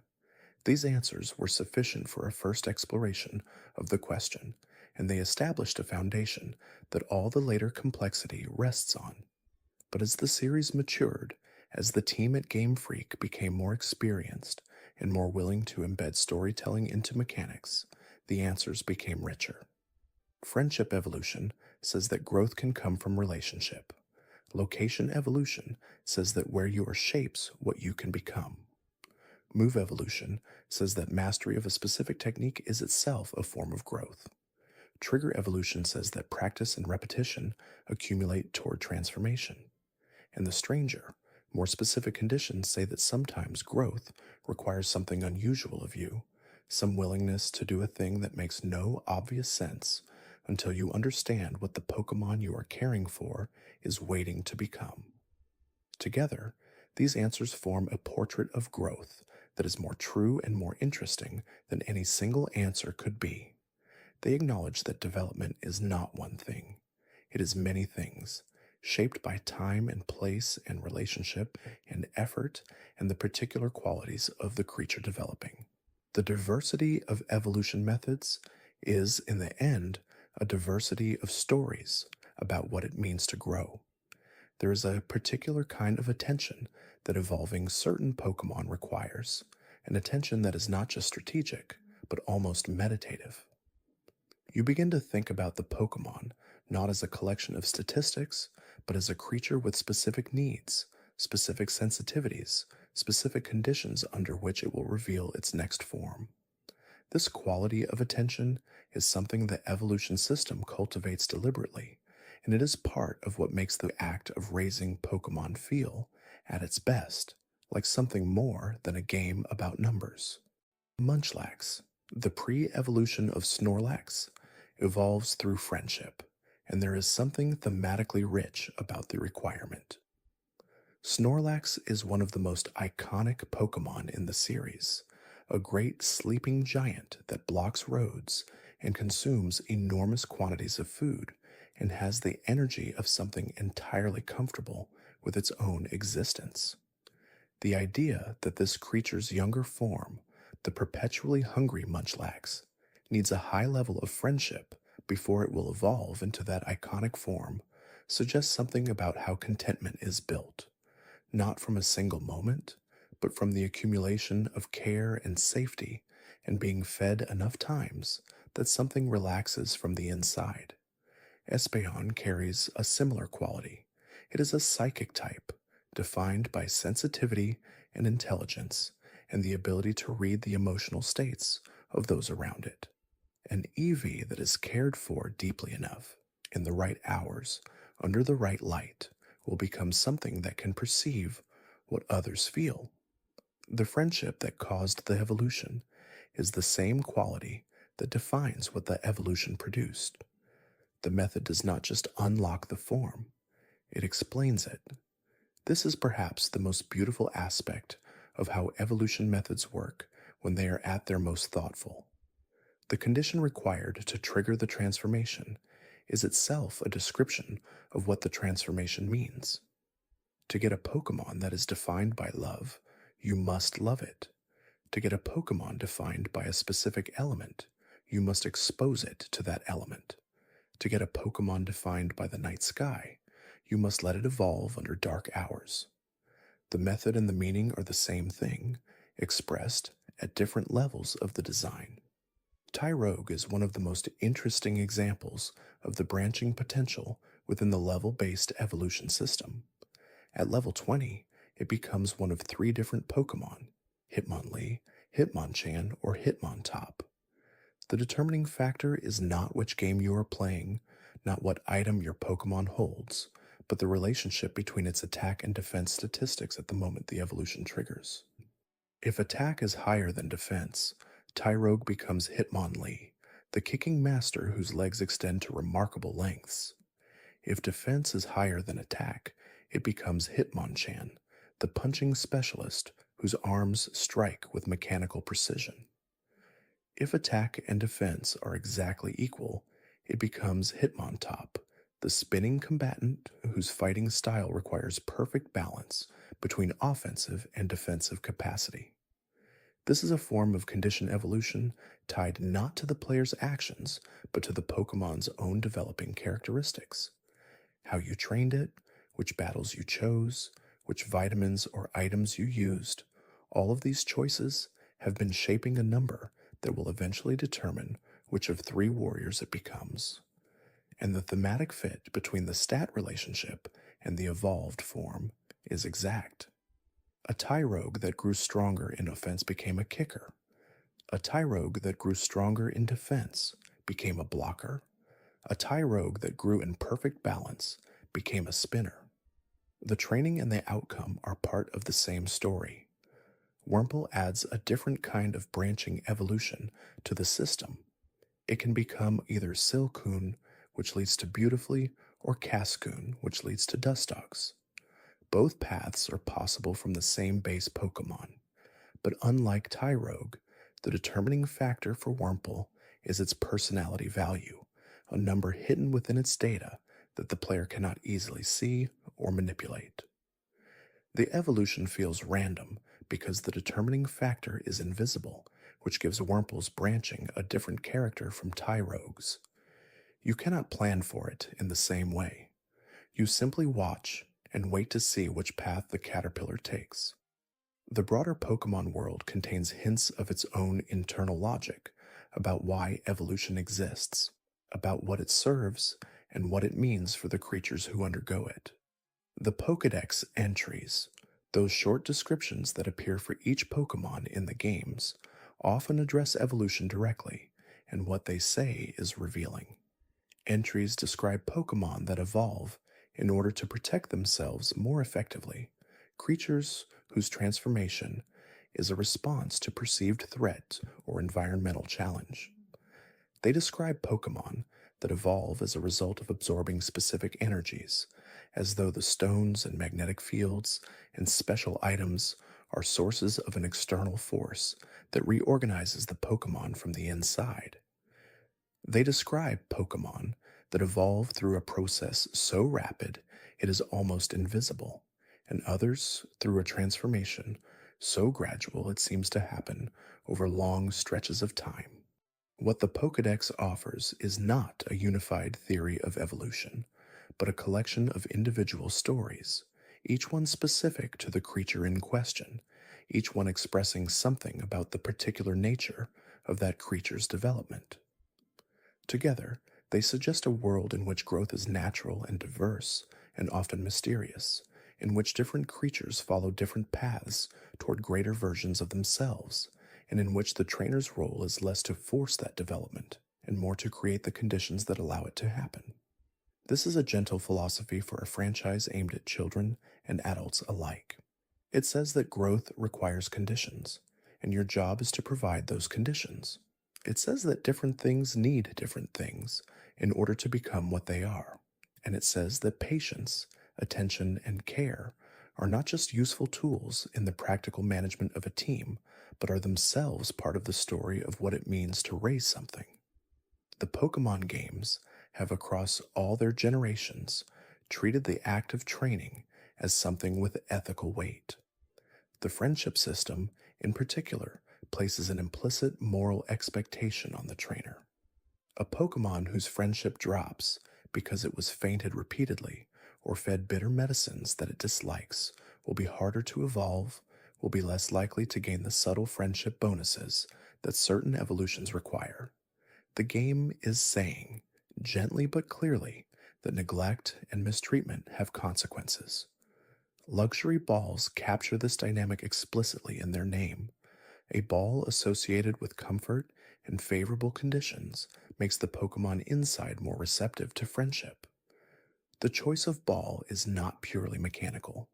It is a statement about what kind of relationship the trainer is establishing from the very first moment. And the Pokemon, in the logic of the friendship system, will remember, Soothe Bell, held by a Pokemon, accelerates friendship. Its name suggests that something soothing is happening, that the bell carries a quality of comfort that the Pokemon experiences as it travels with you. Walking alongside a Pokemon in games where the overworld walking mechanic is present also builds friendship, not through fighting, not through leveling, but through simple, sustained proximity. You are present, you are paying attention, and that presence, accumulated over many steps, slowly adds up to something the Pokemon responds to. This is a design choice about values. It communicates to players, many of them encountering the ideas of care and responsibility for the first time through the medium of this game, that relationships are built through consistency and attention, not through dramatic single gestures. The slow accumulation of friendship points is a mechanical encoding of an emotional truth. There are a few Pokemon whose evolution methods feel almost like pranks, as though the designers were enjoying themselves when they wrote the requirements down. Mime Jr., a small pantomiming Pokemon that expresses emotions through exaggerated gesture, can only evolve into Mr. Mime when it knows the move Mimic. The move requires the Pokemon to watch what the opponent does and replicate it, and the Pokemon that uses mimicry as its defining technique evolves when it has mastered exactly that technique. There is a circularity to this that is clearly intentional, and the wit of it lands on any player who pauses to notice it. Bonsley, a small round creature that looks like a bonsai tree decorated with berries and sits in a perpetual posture of weeping, can only evolve into Sudowoodo when it knows the move Mimic. Here the same requirement appears again, connecting two different Pokemon through the same technique and the same philosophical question about imitation. Bonsley mimics a weeping creature, suggests crying without actually crying, and is itself a Pokemon that imitates a tree, which would rather look like something else than reveal its true rocky nature. The move requirement for Bonsley and Mime Jr., both connecting to the mimic technique, is a piece of design coherence that rewards players who pay attention to what these Pokemon are fundamentally about. They are Pokemon defined by performance, by presenting themselves as something they are not, or as feeling things they may not feel. And the path to their evolved forms requires demonstrating mastery of the technique of performing another's actions. It is as though the game is saying that to become a more complete version of yourself, you must first demonstrate that you understand the art of being something else.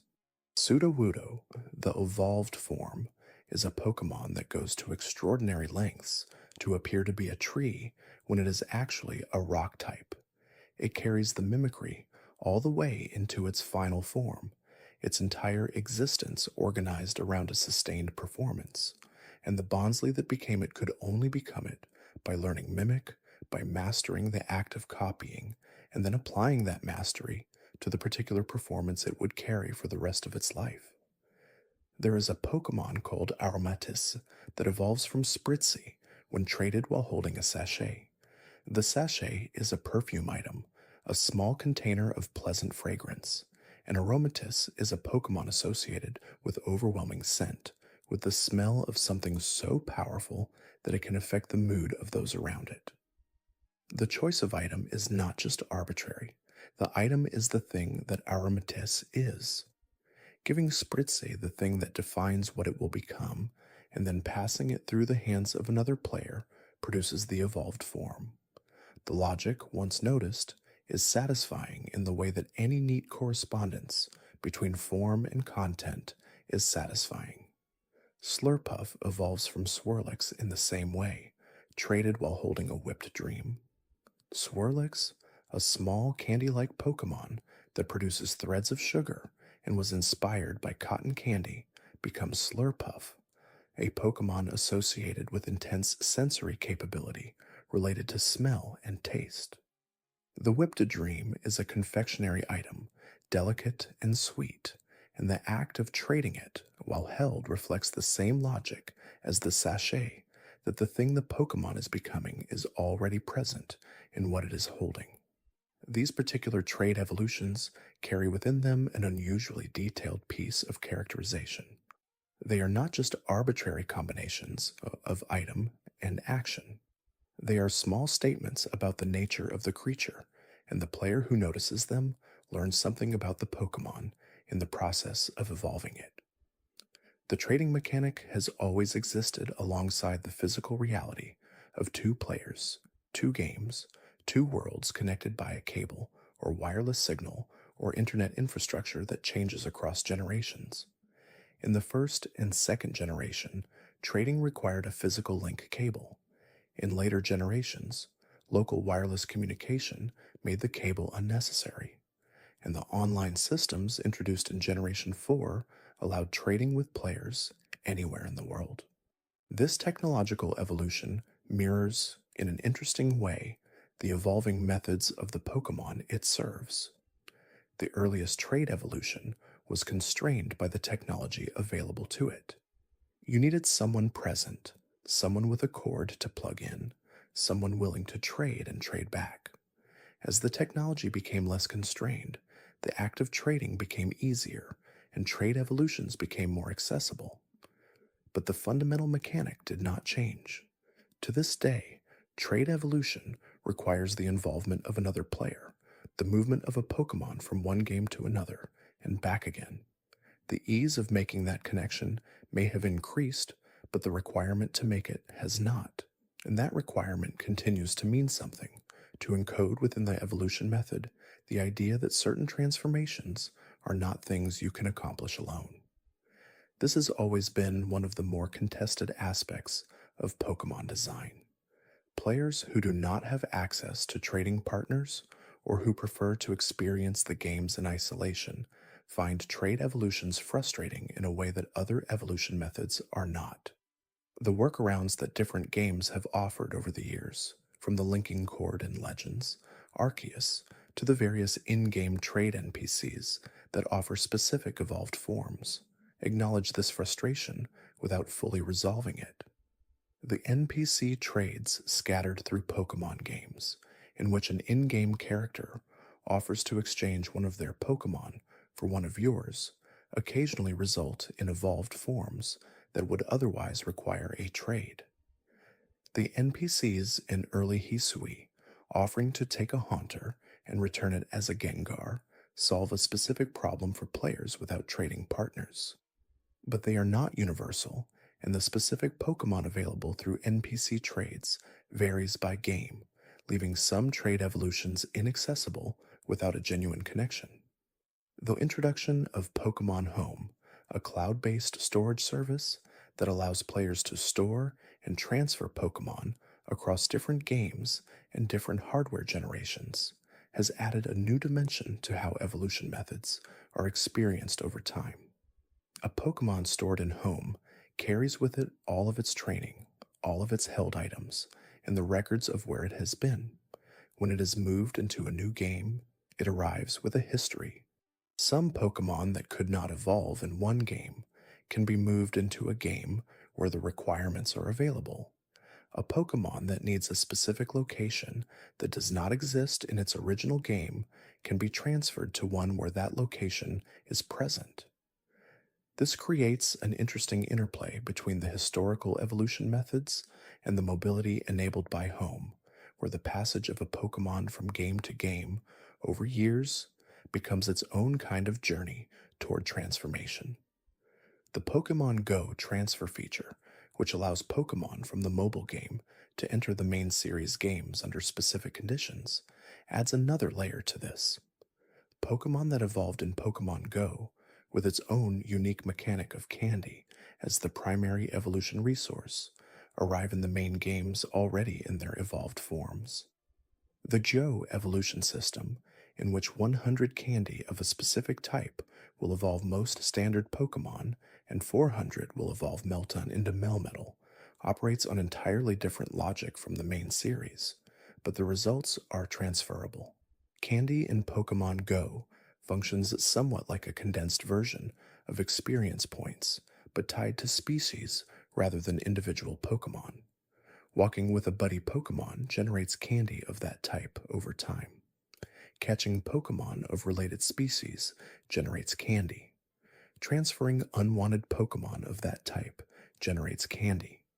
The accumulation is gradual and tied to engagement with the broader world rather than with individual battles, giving it a quality that feels more like the friendship system of the main series than like standard level-based evolution. The concept of held item evolution raises an interesting design question about the relationship between an object and its user. When a Pokemon holds an item in battle, the item affects what the Pokemon is doing in a practical sense. A leftovers item gradually restores health. A choice band increases attack. A King's Rock gives certain moves a chance to cause flinching. But when a held item is also an evolutionary catalyst, it is doing something beyond its immediate practical function. It is changing what the Pokemon is capable of becoming. This dual function of certain items is worth pausing over. An Electrizer held by an Electabuzz increases its special attack in battle. But when Electabuzz is traded while holding that same item, it becomes Electivire, and the item is consumed in the process, the catalyst having done its deeper work. The practical value of the item in battle is superseded by its transformative value at the moment of trade.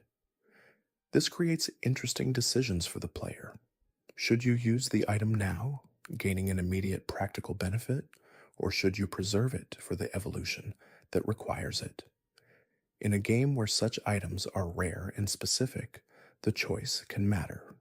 And the fact that it matters, that the player must think about the long-term use of an item rather than simply equipping it for immediate gain, adds a small depth to the management of evolution items.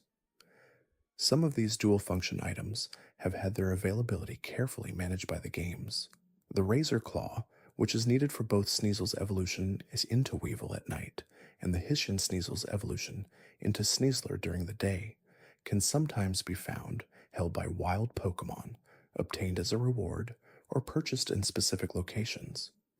The scarcity of the item relative to the desire for the evolved form creates a mild tension that makes the eventual acquisition feel like an accomplishment. Evolution by affection, distinct from friendship in the mechanical systems of later games, was introduced primarily in Generation 6 with the Pokémon Amy feature, which allowed players to interact directly with their Pokémon, feed them, pet them, and play with them. Affection built through Pokémon Amy provided bonuses in battle, and for certain Pokémon, enabled evolutions that became tied to this specific metric. Sylveon in Generation 6 required both high affection and a fairy-type move, blending the affection metric with a move-based requirement in a way that anticipated the later consolidation of these systems. The care involved in building affection through direct interaction, through actually touching and feeding the Pokémon within the game's mini interactions, gave Sylveon's evolution a quality that was different from the more passive accumulation of standard friendship. Pokémon Camp in Generation 8 brought a similar system. Cooking curry for your Pokémon, playing with them, spending time at camp all contributed to affection. The system carried over into friendship in Generation 9, consolidating what had previously been two separate metrics into one, simplifying the experience while preserving the underlying philosophy that direct engagement with your Pokémon, time spent with it outside of battle, matters. These features reflect a design intention that runs through several generations, the desire to create a mode of engagement with Pokémon that is not about fighting, not about leveling, not about acquiring power, but simply about being present with the creature in your care. The evolution benefits that come from these systems reward that presence in a practical way, connecting the act of caring to concrete developmental outcomes. The Pokémon world has its own geography of transformation, places and regions, and specific coordinates where things that cannot happen elsewhere become possible. These locations are not just visually interesting settings for the game, but are woven into the developmental biology of the creatures that inhabit them. The magnetic field of Mount Coronet does not just make Magneton evolve there, because the game needed a reason to send players to that area. It makes Magneton evolve there because Mount Coronet is the kind of place where electromagnetic forces are strong enough to push a magnetic creature past a threshold. The cold peak of Mount Lanakila, where Crabrawler becomes Crabominable, is a place where temperature is extreme enough to change what a creature can be.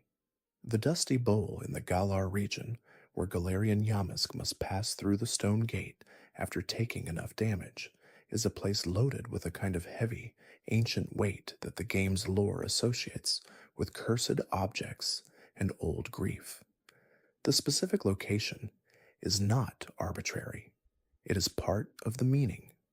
Even the simpler location requirements, like needing to be in any area with a special magnetic field rather than a specific single location, reflect an understanding of the world as divided into zones of different properties, some of which are relevant to some creatures and irrelevant to others. The world is not uniform. It has regions of intensity, pockets of special conditions, places where the rules bend slightly in the direction of the extraordinary. This is, in miniature, the same thing that real ecology demonstrates about the natural world. Certain conditions exist in certain places. Creatures that have access to those conditions develop differently from creatures that do not. The biome shapes the organism, and the organism reflects the conditions of the place that produced it. Pokemon's location based evolution methods are, in their way, a fantasy version of this truth. In the broader history of the franchise, there have been moments when an evolution method was introduced, used heavily for a generation, and then quietly stepped back in subsequent games. Mega Evolution is the most prominent example of this cycle. Introduced with tremendous fanfare in Generation 6, featured prominently in the games that followed it, and then substantially reduced in Generation 7's story, and absent from Generation 8 as a mechanic available to the player. The reasons for stepping back from Mega Evolution were not made fully explicit, but the community's understanding is that the designers were concerned about the complexity of having both a standard battle system and a Mega Evolution layer to manage simultaneously, and about the balance issues that came from certain megaforms being dramatically stronger than others. The stepping back of Mega Evolution did not erase it. The Pokemon that received megaforms still have them documented in their canon. The stones that trigger them exist in the games where they were introduced. And in Pokemon Home and the broader connected ecosystem, the megaforms remain accessible in the games that support them. What changed was the degree to which each new generation would invest in expanding the mechanic rather than exploring new directions. Dynamax and Gigantamax in Generation 8 followed a similar arc. Introduced as the central transformative mechanic of Pokemon Sword and Shield, they affected battle in dramatic ways and gave certain Pokemon species-specific giant forms with unique visual designs. But by Generation 9, Dynamax was gone, and the new mechanic, Terastallization, took a different approach to in-battle transformation entirely. This pattern of introduction, prominence, and stepping back reflects something true about how any complex creative system develops. You try something, you see what it does, you build on what works, and set aside what does not. And you keep asking the same question with new tools in each generation. Terastallization, the mechanic introduced in Generation 9, asks a question about identity that none of the previous transformation systems had posed quite so directly. Every Pokemon has a Terra type, which may or may not match its original typing.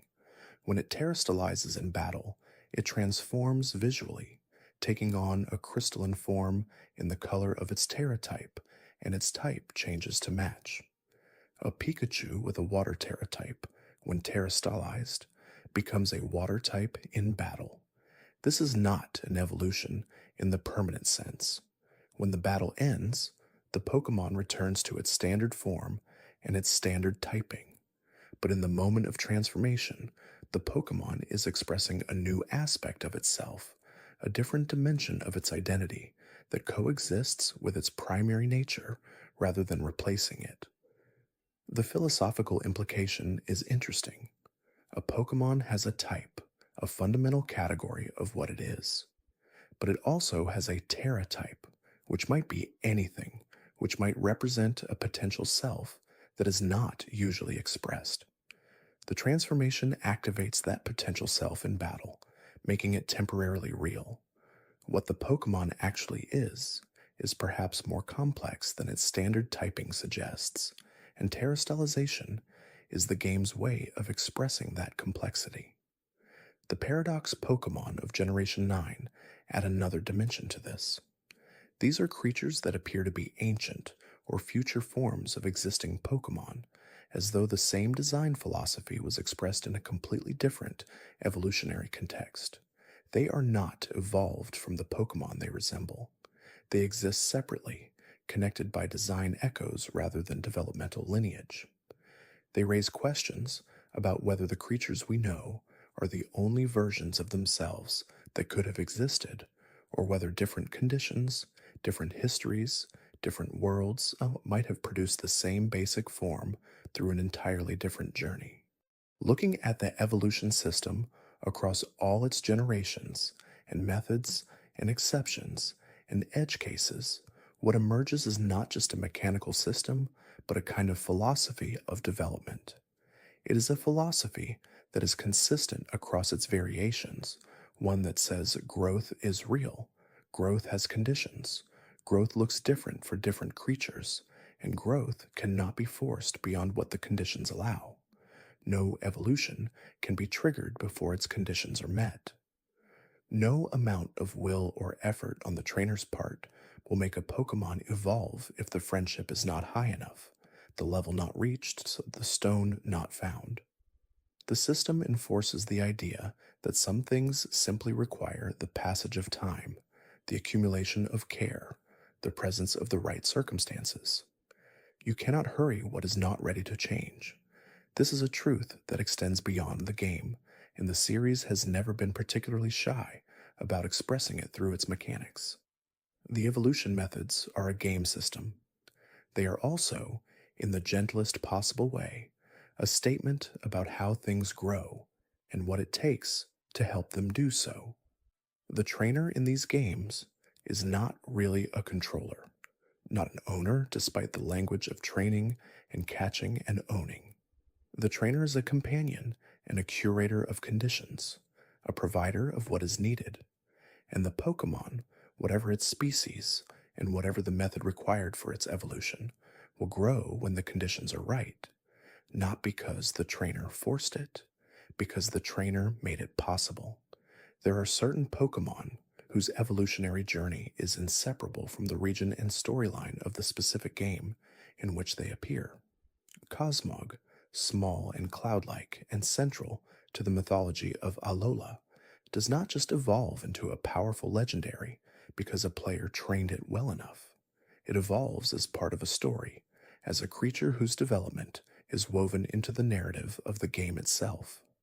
The method by which it changes, reaching its intermediate form, Cosmoem, and then its final sun or moon form, feels less like a player driven achievement and more like watching something that was always going to happen. This narrative quality is something that certain evolutions carry more explicitly than others. The Pokemon at the center of a game's storyline, the ones whose change is part of the drama of the world rather than the quiet background of team building, evolve with a different weight. Their evolution is not just developmental, it is dramatic, and the conditions that govern those evolutions are often tied not to game mechanics in the ordinary sense, but to story progression, to having reached a certain point in the narrative rather than a certain level or friendship threshold. Zacian and Zamazenta, the box art legendaries of Sword and Shield, exist in two forms each. Their battle-ready forms, in which they wield a sword or armor built from rusted weapons, are not really evolutions in the mechanical sense, but transformations triggered by specific items in specific conditions. The rusted sword and the rusted shield are the catalysts, and what they produce are creatures whose power seems to come from having integrated those objects into themselves, from having made the weapon or the armor part of what they are. This is a different relationship to held items than the standard evolution mechanics. Most Pokemon that evolve while holding an item do so through a trade, the item consumed in the process of transformation. But Zacian and Zamazenta change by holding the item in battle, not being consumed by it, but incorporating it, wielding it as an extension of themselves. The held item becomes part of the form rather than part of the process of reaching the form. The concept of held items shaping what a Pokemon is in battle, rather than triggering a permanent evolution, is expressed in many ways throughout the series. The Grisius Orb transforms Giratina into its origin form. The Grassadea flower transforms Shaman from its land form into sky form when used during the day. The Blue Orb changes Kyogre's form in ways specific to certain titles. These transformations share with held item evolutions the logic of an object, changing a creature's fundamental expression, but they remain within the category of form changes, rather than permanent evolutions. The distinction between a form change and an evolution is not always obvious from the player's perspective. Both involve a Pokemon becoming visually and statistically different from its starting state. But in the game's own logic, evolutions are permanent developmental changes, while form changes are conditional and often reversible. Rotom, which can enter and exit different appliances to change its typing and appearance, is perhaps the clearest example of a form change that has no evolutionary component. It is always Rotom. It is just Rotom that has settled into a refrigerator or a washing machine or a lawnmower, and it can leave just as easily. Cast form, which changes its form based on the current weather and battle, is another example. Clear weather, rain, sun, and hail each produce a different visual form, and in hail, cast form becomes small and round and ice white. In rain, it droops like a water droplet. In sun, it blazes like a small fireball. These are not evolutions. They are expressions of the same creature in different conditions, and they reset when the conditions change. But they carry the same visual language of transformation that evolutions use, and they ask the same underlying question about what a creature is under different circumstances. The competitive Pokemon scene has always engaged with evolution methods in ways that casual players may not think about, and some of the most interesting strategic considerations in high level play involve the moment of evolution and what happens around it. Eviolite is an item that significantly boosts the defense and special defense of any Pokemon that has not yet reached its final evolution. This creates a category of strategic decisions in which deliberately keeping a Pokemon in its pre-evolved form, giving it an Eviolite to hold, can make it more defensively capable than its fully evolved counterpart in specific matchups. Chansey with an Eviolite, for example, reaches defensive statistics that Blissey cannot match. The existence of Eviolite as a competitive strategy means that evolution is not always the right choice from a purely mechanical standpoint. A trainer who has invested in understanding the Eviolite meta is choosing deliberately to keep a Pokemon from evolving in order to keep the item slot available and the defensive benefits active. The evolution is being withheld as a strategic decision. This is the inverse of every evolution method, not the search for the conditions that will allow a Pokemon to change, but the deliberate maintenance of conditions that keep the change from happening. The B button in traditional mainline games, which can be pressed during an evolution sequence to cancel the transformation and keep the Pokemon in its current form, is the most accessible version of this decision. You can always choose to wait, to keep the current form for whatever reason, and initiate the evolution later. Scyther with an Eviolite is a competitive presence in certain formats. Scizor, its evolved form obtained through trading with a metal coat, is a competitive presence in others. The same creature, at different stages of its developmental potential, occupies different strategic niches. The evolution system in this light is not just a progression from weaker to stronger, but a branching map of different expressions of the same fundamental design. The holding back of evolution is also a thematic element in the stories that surround certain Pokemon. Ash's Pikachu, the iconic partner of the long-running animated series, famously refused to evolve even when given a Thunderstone in an early episode. The choice was portrayed as Pikachu's own, a preference to remain in its current form rather than become something new. The game mechanics, with the B button and the deliberate cancellation of evolution, give players the structural ability to mirror this choice for their own Pokemon. The relationship between the anime's portrayal of evolution and the game's mechanical treatment of it is interesting in this regard. In the anime, evolution is often depicted as a choice with emotional weight, something the Pokemon itself has feelings about. Bulbasaur, over the course of the original series, actively refused to evolve for a long time, the story treating this refusal as a statement of identity and independence. The mechanics of the games support this narrative framing, giving the player the ability to cancel any level based evolution and to delay stone and item evolutions indefinitely simply by not using the items. What the B button and the deliberate withholding of evolution stones communicate, in combination with the anime's storytelling, is that evolution in the Pokemon world is not compulsory. It is available, it may be desirable, it may unlock capabilities that were not previously present, but it is not something that must happen simply because the conditions for it have been met. The choice belongs to the trainer, and in the anime, to the Pokemon itself. This framing elevates the evolution decision from a purely mechanical event to something that carries meaning about identity and relationship. Choosing to let your Pokemon evolve is a choice. Choosing to keep it in its current form is also a choice. Both choices are valid, and both choices say something about the relationship between the trainer and the creature they carry.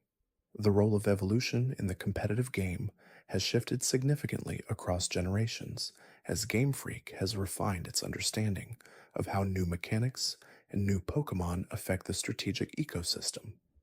In early generations, the jump in power from unevolved to evolved was often enormous, and the vast majority of competitive strategies involved Pokemon in their fully evolved final forms. Later generations complicated this picture. The introduction of Eviolite gave pre evolved Pokemon a competitive path. The addition of new abilities, some of which are more powerful in earlier evolutionary stages than in later ones, created niches for specific unevolved Pokemon. And the introduction of certain held items that evolved Pokemon cannot use as effectively as their pre evolutions expanded the strategic space considerably. Some Pokemon have abilities that change or become unavailable when they evolve. Prankster, an ability that gives priority to status moves, is available to Murkrow but not Honchkrow in certain game generations, making the unevolved form potentially more useful in specific strategic contexts. Huge Power, which doubles attack, exists on Azurill but not Marill in some iterations of the game, again creating a situation where the earlier form has strategic value that the evolved form does not. These exceptions to the general principle that evolved Pokemon are stronger reflect a design maturity that took time to develop. Early generations were largely optimized around making evolved forms straightforwardly more powerful. Later generations, with more experience and a larger roster to balance, found more nuanced ways to give different developmental stages different roles.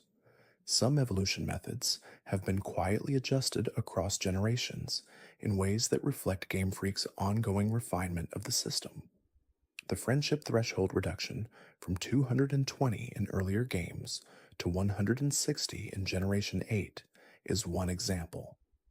The decision to give Leafeon and Glaceon evolution stones, in addition to their location based method, in later games is another, making those evolutions more accessible without removing the original method entirely.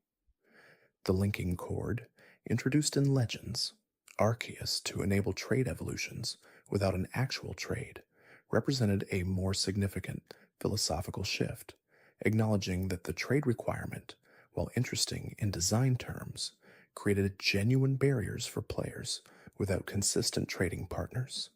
The cord's subsequent removal in later titles suggested that Game Freak had not yet fully resolved how it wanted to handle this tension, preserving the trade requirement's role in the core games while experimenting with alternatives in spin off adjacent titles.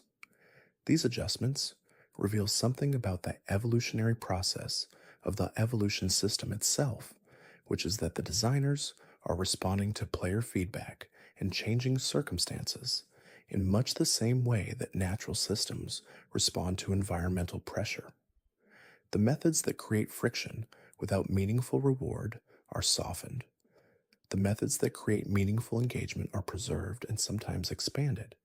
and the overall system grows gradually more accommodating without losing the qualities that made its more demanding methods feel significant. The ideal evolution method is, from a design perspective, one that creates exactly enough friction to make the transformation feel earned without creating so much friction that it becomes discouraging or inaccessible. Finding that balance is different for each Pokemon, and the history of adjustments to the system suggests that Game Freak finds it through iteration, making changes, and watching how they affect the experience, refining until the balance feels right. There are Pokemon who exist at the far end of the developmental arc, creatures who represent the maximum expression of what a line can become, and who carry in their design the visible weight of the journey that produced them. Dragonite, reached through Dratini and Dragonair, is one of the oldest examples. Dratini is small and serpentine and easily overlooked. Dragonair is elegant and mysterious, and Dragonite is enormous and orange and shaped like a plump dragon who appears friendly in a way that Dragonair did not suggest was coming. The journey from Dratini to Dragonite is one of the longer paths in the original games, requiring Dragonair to reach level 55 before the final evolution triggers. The wait is deliberate. Dragonite's power, which was extreme in the original competitive landscape, needed to be gatekept behind a significant investment of time and effort. The high-level requirement communicated that what was waiting at the end of the path was something unusual. Dragonite's design has always been the subject of some discussion because of how dramatically it diverges from the aesthetic of its pre-evolved forms. Dratini and Dragonair are sleek and cool and carry an aura of mythic mystery. Dragonite is round and friendly and looks to some players unexpectedly cheerful for the endpoint of such a dragon-associated line. But this divergence is part of what makes Dragonite memorable, and it is consistent with the series' broader interest in subverting expectations about what a powerful creature needs to look like. There is something in the warmth of Dragonite's design that suggests a creature that has arrived at comfort, that has moved through the long developmental arc of its line and reached a state where power no longer requires menace, where strength can coexist with gentleness. The Pokédex entries emphasize Dragonite's kind and caring nature, its willingness to guide ships and help those in distress. The power is real, the warmth is real, and the unexpectedness of finding both together is part of what makes Dragonite feel, despite its simplicity, like a design with depth. Pseudo-legendary Pokémon, the term used by fans for the group of species with a base stat total of 600 or slightly above, almost universally follow the same developmental pattern. They are rare, have high experience requirements to level up, evolve late relative to most Pokémon, and produce final forms of substantial competitive significance. Dragonite, Tyranitar, Salamence, Metagross, Garchomp, Hydreigon, Goodra, Como-O, Dragapult, and Baxcalibur all belong to this category. What this grouping shares, from an evolution method perspective, is the pattern of late and sometimes two-stage level-based evolution. Gable becomes Gabite at level 24 and Garchomp at level 48. Dino becomes Xylos at level 50 and Hydreigon at level 64, one of the latest final evolution levels in the series. Dreepy becomes Dracloak at level 50 and Dragapult at level 60. The high-level requirements for these final evolutions are not just balance considerations, though they serve that function too. They are pacing choices, ensuring that players who want to use these powerful Pokémon need to invest significantly in the effort of raising them. A Hydreigon that could be obtained at level 30 would feel less earned than one that required leveling Dano through 3 stages across a long stretch of the game. The experience required to raise a pseudo-legendary line from its initial encounter to its final form represents some of the heaviest investments of training time in the games, and the payoff of that investment is one of the clearest examples in the series of how the level based evolution system can create genuine emotional reward through the simple logic of extended effort finally reaching its threshold. The evolution of Magikarp into Gyarados deserves its own extended meditation because no other evolution in the series has been as culturally resonant, as often referenced, as widely understood as the defining example of transformation through sustained effort. Magikarp is weak. It knows Splash, a move that does nothing.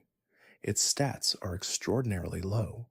When you send it into a wild encounter in the early routes of any Kanto adjacent game, it accomplishes very little, and the process of leveling it, since it cannot do much to earn experience on its own, typically involves switching it in briefly and then switching it out immediately, letting other Pokemon do the fighting while Magikarp receives a fraction of the experience split. This process is tedious by design. The game knows that raising a Magikarp is not pleasant, and it does not pretend otherwise. The path from level 1 to level 20 involves a large amount of effort for very little immediate reward, and the player must maintain belief in what they are working toward rather than in what they are currently experiencing. And then, at level 20, the Magikarp evolves. What was a small orange fish with a worried expression becomes a sea serpent of genuine power, a water and flying type with the stats to compete with almost anything the early game throws at players. The contrast is immediate and visceral and enormously satisfying. The reason Magikarp to Gyarados has become the emblematic example of transformation in the Pokémon series is that it captures the essential logic of every evolution method in a form so simple and so dramatic that it cannot be missed. The thing you were carrying, the one that seemed useless, the one that required effort to maintain faith in, became something extraordinary. The effort was real. The reward was real. And the connection between the two is the entire argument, compressed into one evolutionary journey. Gyarados even becomes Mega Gyarados in the games that support Mega Evolution, and there is something almost excessive about the power contained in that final form, as though the original transformation from Magikarp was not the end of the arc, but the beginning of an even longer one. The Mega Stone in some games can only be obtained after an elaborate quest, adding additional layers to the journey that began with a single level 1 fish flopping on a riverbank. The experience of raising multiple Pokemon through the same evolution method across different playthroughs produces something cumulative and interesting over time. A player who has raised Eevee into Espeon 5 times across 5 different games carries with them a muscle memory of what that process involves, a familiarity with the rhythm of building friendship, checking the time, waiting for the evolution to trigger at the right hour. That familiarity changes the quality of the experience, not making it less meaningful, but making it differently meaningful, the way any repeated ritual eventually settles into a comfortable pattern that feels like home. Longtime players of the series carry within them the accumulated experiences of dozens or hundreds of evolution methods completed across years of play. The memory of evolving a Haunter for the first time, discovering that it required a trade you had to coordinate with a sibling or a friend. The memory of the first time you found Phoebus in Huen, searching every square of that lake until the right one finally registered an encounter. The memory of turning your 3DS upside down for Inkay, uncertain if it would actually work, and the surprise when it did. These memories are layered on top of each other, each new playthrough adding to a personal history of transformation that is specific to the player who lived it. The evolution system is the same system in every game, but the experience of that system is individual, shaped by which games you played and when, which Pokemon you focused on, which conditions you found easy and which you found difficult, and what else was happening in your life when you completed each particular journey. This is part of what makes talking about Pokemon evolution feel like talking about something more personal than a game mechanic. The mechanics are objective and documented and can be looked up in an instant, but the experience of those mechanics, the texture of what it actually felt like to raise a particular Pokemon through a particular method at a particular moment in your life, belongs only to you. There are quieter evolution moments that do not involve dramatic transformations, but simple, gentle additions to the developmental arc. The egg moves that certain Pokemon can inherit from their parents, which are not evolution methods themselves, but are part of the developmental context in which evolutions happen, can give a Pokemon access to techniques it could not otherwise have when it hatches.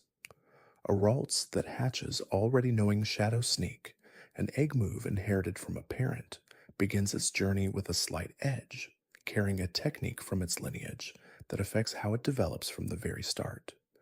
This connection between lineage and development, between what a Pokemon inherits and what it becomes, is a quiet thread running through the breeding system that intersects with the evolution system in interesting ways. A Pokemon's evolutionary potential is fixed by its species, but how it approaches that potential, which moves it carries into its evolved form, which stats it develops most fully, is shaped by a combination of its inherited traits and the choices made by the trainer who raised it. The concept of effort values, the system by which battling specific Pokemon causes specific stats to grow slightly faster than they otherwise would, gives trainers the ability to shape the developmental emphasis of their Pokemon over the course of leveling.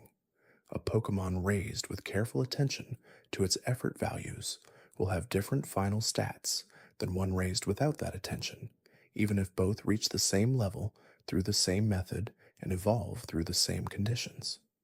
This is another layer of what it means to raise a Pokemon rather than simply obtain it. The evolved form is not just a product of reaching the level or meeting the condition. It is a product of the entire journey that preceded that moment, every battle fought, every choice made about which encounters to seek and which to avoid. The final form carries the imprint of how it was raised, visible in its statistics and its moves, and the specific way it will perform in battle. The newest evolutions in the series, those introduced in Paldea and the surrounding DLC content, continue to find new angles from which to approach the question of what conditions enable transformation. Walking alongside your Pokemon in the overworld, letting it out of its Pokeball to travel beside you, has been a mechanic that affects happiness and friendship in various implementations across different games. In some games, the walking Pokemon will find items on the ground, discover things in the environment, display small emotions that give the player feedback about its state. These interactions are not just atmospheric, they are mechanically relevant to evolutions that require friendship or affection, making the act of walking together an active contributor to the conditions of transformation. There is something about the image of a small Pokemon walking alongside its trainer, step by step through the routes and towns of whatever region they are exploring together, that captures the emotional essence of what the evolution system is about at its most fundamental level. Not the dramatic moment of transformation, not the flash of light and the reveal of the new form, but the long, quiet walk that preceded it. The accumulation of small, shared moments. The path taken together toward a threshold that neither could see clearly, but both were moving toward. That walk, repeated thousands of times across the history of every player who has ever raised a Pokemon through a friendship evolution, is the real story of the method. The final result is the destination, but the journey is the thing that mattered, and the journey is made of steps, each one simple and unremarkable and necessary. The number of different Pokemon that exist in the series, growing with every generation from the original 151 to the numbers of the most recent games, means that the evolution system as a whole is constantly expanding and occasionally needs to be reviewed. New methods are added, old methods are refined, and occasionally the relationship between an existing method and the specific Pokemon it applies to is adjusted. In some cases, evolutions that previously required trades were given alternative methods in later games. This happened for various Pokemon across different regional variants, and it reflects Game Freak's ongoing attention to accessibility and player experience. A method that worked well when the only players were those who had easy access to trading infrastructure may need adjustment when the audience has expanded to include players who encounter more barriers to connectivity. In other cases, new pre-evolutions were added to existing Pokemon lines, inserting new early stages into what had previously been considered fully formed families. Baby Pokemon added to the original Kanto roster in Generation 2 gave familiar creatures new starting points, expanding the developmental arc backward and giving players who wanted to raise those lines from their earliest stages a new way to do so. And in still other cases, entirely new evolution methods were invented for specific Pokemon as a way of expressing something specific about those creatures that no existing method could capture. The three critical hits in one battle requirement for Galarian Farfetch'd did not exist before Surfetch'd existed. It was created specifically for this Pokemon because the designers decided that the particular quality of this evolution required a particular kind of proof, a test of combat excellence under specific conditions, something that no existing method could express. These moments of invention, when a new method is created to serve a specific design vision, rather than a new design being fitted into an existing method, are some of the most interesting in the series. They show a design team that continues to ask whether the existing vocabulary is sufficient or whether something new is needed to say what needs to be said. The question of what Pokemon evolution is modeling, what real-world processes or philosophical concepts it draws on, is one that different players and analysts have approached from different directions. The most obvious parallel is biological evolution, the gradual change of species over time in response to environmental pressure. But Pokemon evolution does not really work like biological evolution at all. It happens within a single individual's lifetime. It is often triggered by external conditions rather than natural selection, and it produces predetermined forms rather than diverse offspring. A closer parallel might be metamorphosis, the biological process by which certain insects and amphibians pass through discrete developmental stages within their own lifetime, each stage dramatically different from the one before. The caterpillar that becomes a butterfly is not evolving in the Darwinian sense. It is developing, moving through a predetermined arc of transformation that was always available to it, given the right conditions. Pokemon evolution has more in common with metamorphosis than with evolution in the strict biological sense. But even metamorphosis does not fully capture the range of what Pokemon evolution encompasses. The friendship method, the time-based method, the move-based method, and the held item method all introduce conditions that have no direct biological analog. They are closer to the kind of transformation found in mythology and folklore, stories in which creatures change because of an encounter with something magical, because of a relationship entered into at the right moment, because of a long journey undertaken with the right companion. The moonstone that transforms Nidorina into Nidoqueen or Clefairy into Clefable is not really a natural catalyst in any biological sense. It is a magical artifact, and the transformation it triggers is closer to an enchantment than to a biological process. The Pokemon world borrows freely from multiple traditions of understanding change, biology and magic and philosophy and folklore, and the result is a system that feels both grounded and fantastical, both logical and wonderful. There is a version of understanding the evolution system that only becomes available after many years of engagement with it, a kind of retrospective clarity that comes from having watched the system grow across generations. Players who were present for the introduction of friendship evolution in Generation 2, who first encountered the concept of raising a Pichu to happiness in gold and silver, experienced something that players who came to the series later did not have access to in the same way. The novelty of a new method landing in a context where only the older methods existed before has a specific quality. When the fourth generation added held item evolutions in their more formal iteration, there was a discovery dimension to encountering them for the first time. Finding that the razor claw in your bag was not just a battle item, but a key if held by the right Pokemon at the right hour. The meta knowledge that exists now, the databases and guides and community discussions that make every evolution condition instantly accessible, was not present for many of those first discoveries.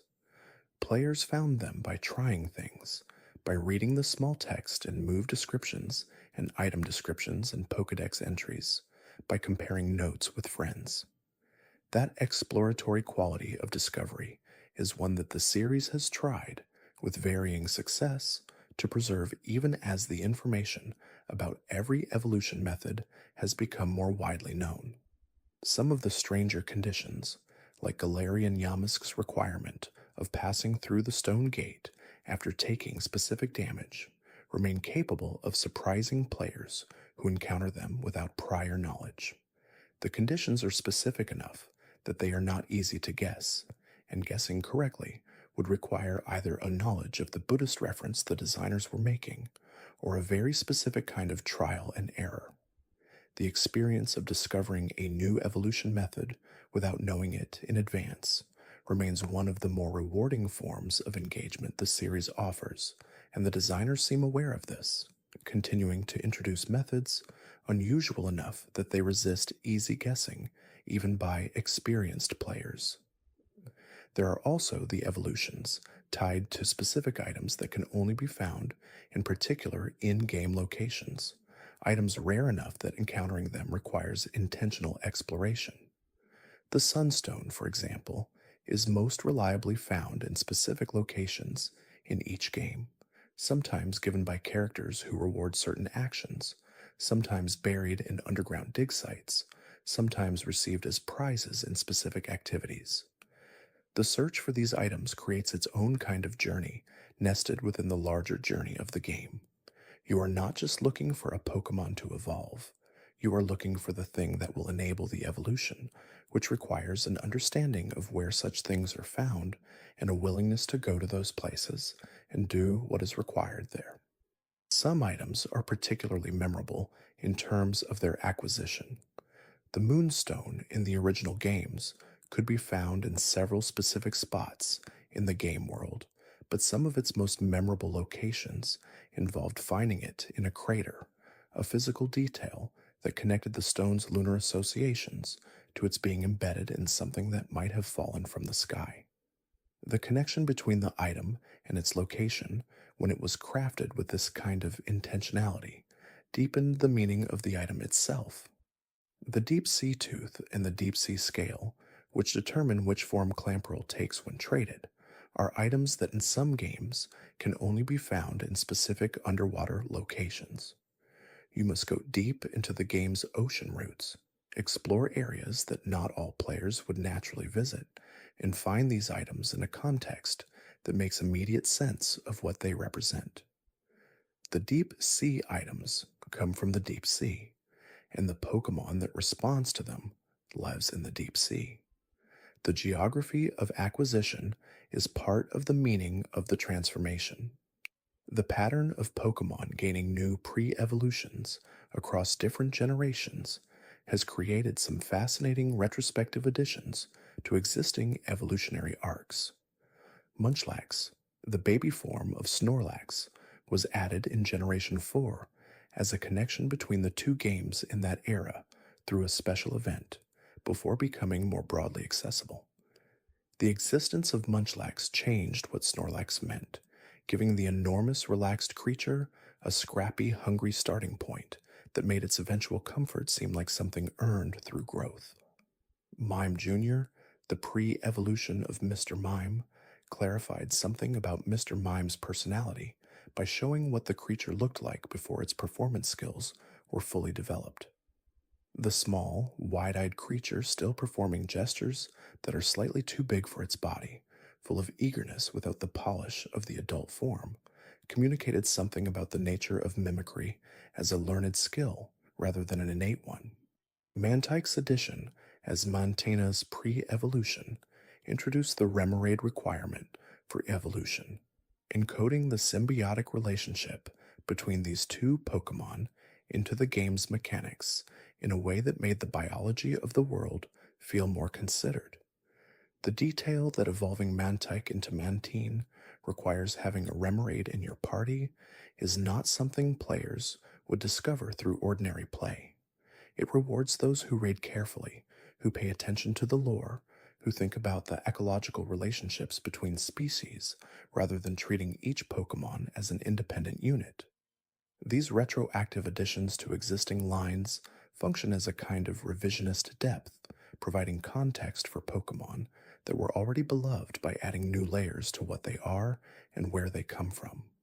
And in many cases, the evolution methods of these baby Pokemon introduce new nuances to the methods themselves, new conditions that would not exist without the new starting forms. The relationship between Pokemon design and evolution methods has always been one of mutual influence. Sometimes a design is created first, and then an evolution method is chosen that fits the design's meaning. Sometimes a method is imagined first, and a Pokemon is designed to inhabit it. The best cases are those where the method and the design are so tightly integrated that neither could exist without the other, where the condition required for evolution is itself the definitive statement about what the Pokemon is. Reuniclus and its pre-evolutions, Solosis and Duosion, evolve through standard leveling in their own game, but present an interesting case of design informing method expectation. The names count upward: Solosis, Duosion, Reuniclus. One cell, two cells, a clump of cells.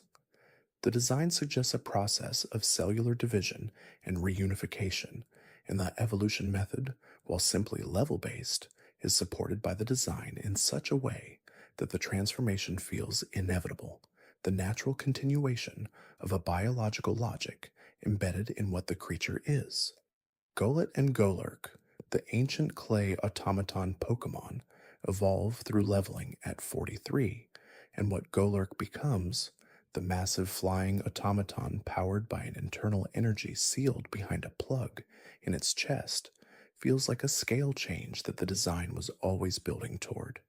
The method is simple, the result is dramatic, and the distance between them is bridged by a design that understood from the beginning what the creature was becoming. Pawniard and Bisharp, which become King Ambit in Generation 9 through a trigger method requiring Bisharp to defeat 3 other Bisharp while holding the leader's crest item, present a recent example of a method designed specifically to express a social hierarchy. To become King Ambit, a Bisharp must prove its dominance over others of its own species. The item, the condition, and the resulting form, a more imposing, more decorated version of the same angular warrior design, all speak the same language. Authority is demonstrated, not assigned. Some evolution methods carry within them an implicit story about the journey the Pokemon has taken before arriving at the evolution threshold. Larvitar, a small rock-eating creature found deep underground, must consume the entirety of a mountain before it has eaten enough to evolve into Pupitar. The Pokédex entry describes this, and while the game does not mechanically require the player to feed Larvitar anything, the lore of how the creature develops colors, what it means when it finally does evolve at level 30. Having read the entry, that the creature now pupating inside that rock-hard shell has consumed something vast. Though evolution is not just the crossing of a level threshold, it is the completion of a kind of impossible meal, a feat of patient consumption that the creature's lore defines as the precondition for its dormant middle stage. Tyrant's inability to evolve, except during the day, connects to its design as a creature of tyrannical royal pedigree, a small dinosaur king who is only fully himself in the light, whose power requires visibility rather than darkness. The Pokédex describes Tyrant as temperamental and stubborn, a creature who does not accept instructions easily. That this creature's evolution requires daylight, the most public and visible time, feels right for something whose character is about being seen. Amora, by contrast, evolves into Auroras at night, and the contrast with Tyrant's daytime requirement is part of the thematic architecture of how these two fossil Pokemon relate to each other.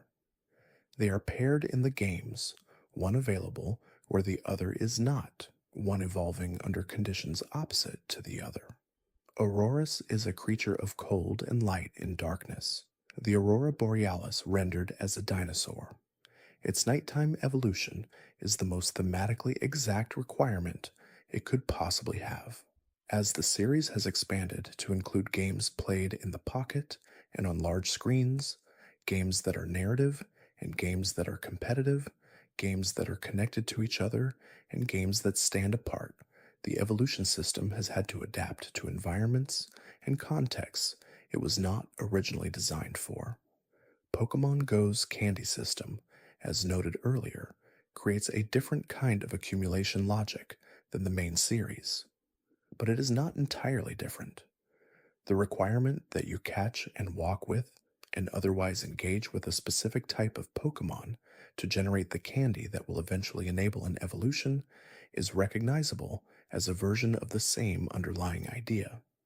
You must invest time and attention in the creature before the transformation is possible.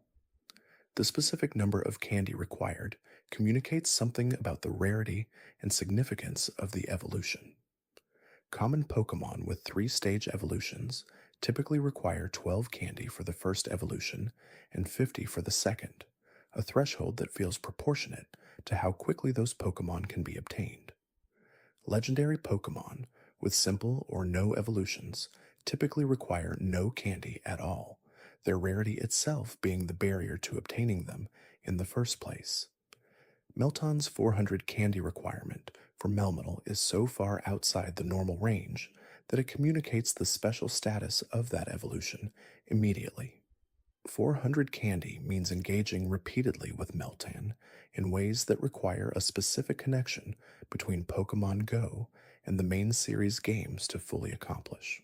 The barrier is high because what it produces, Melmetal, is treated as a discovery of unusual significance.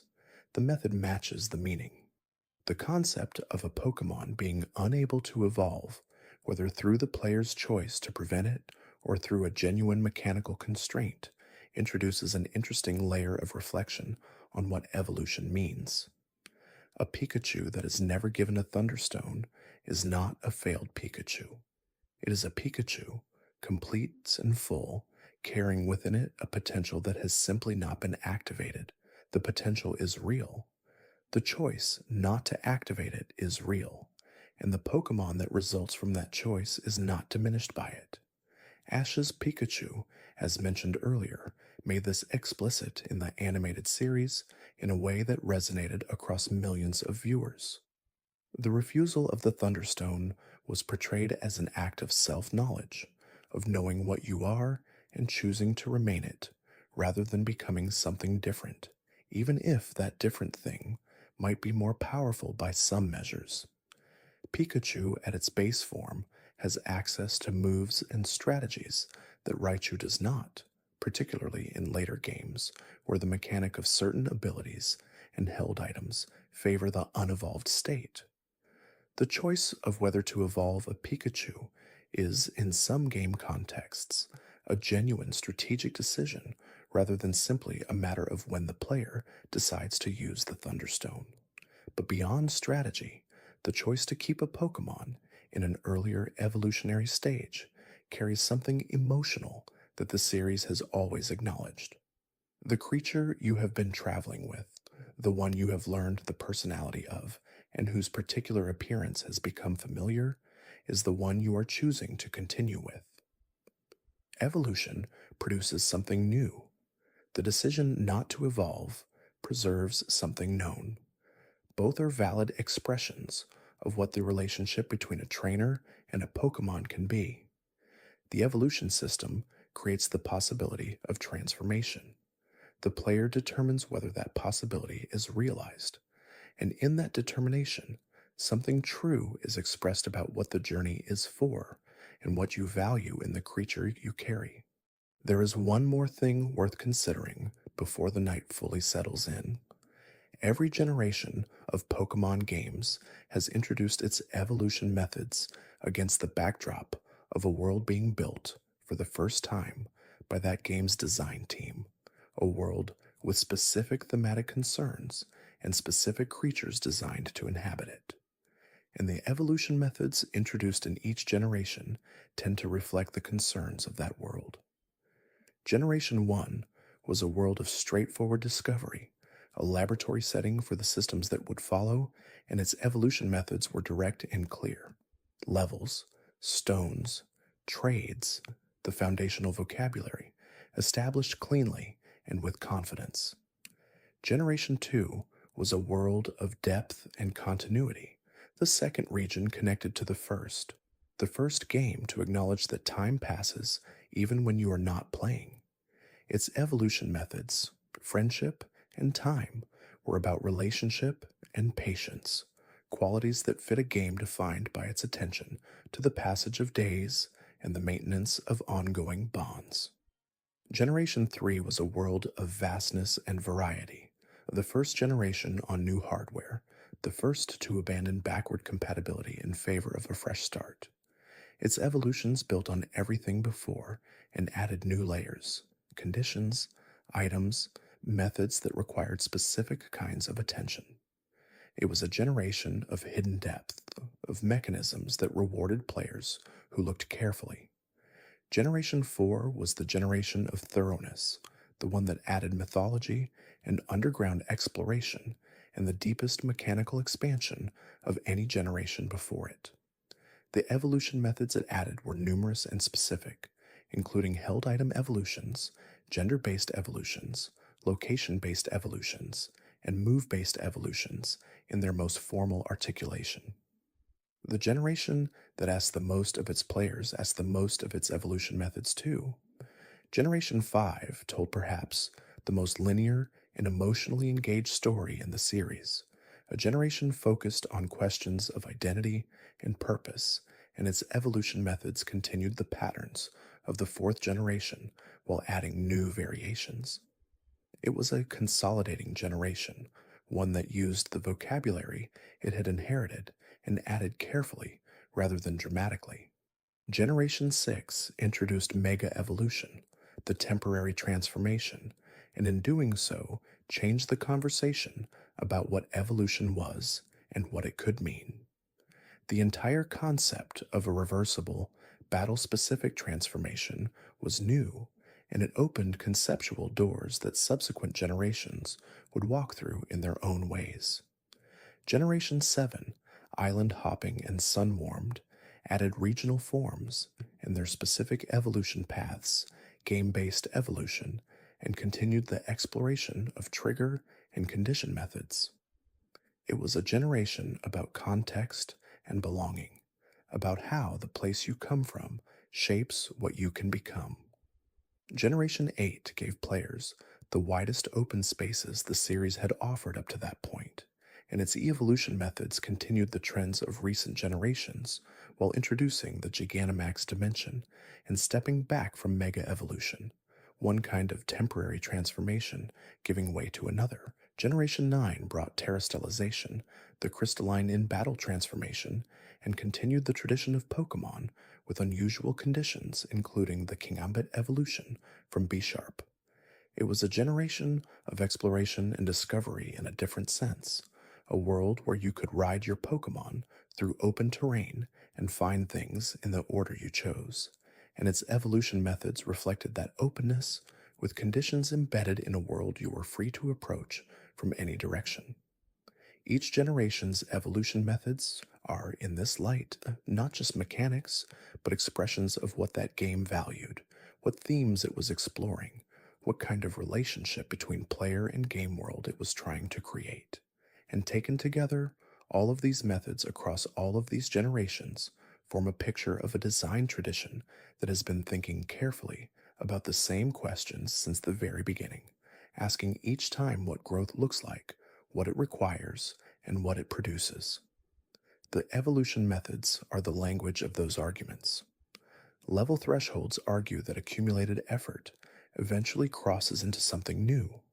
Friendship evolution argues that care is itself a kind of growth, that being well loved changes what something can become.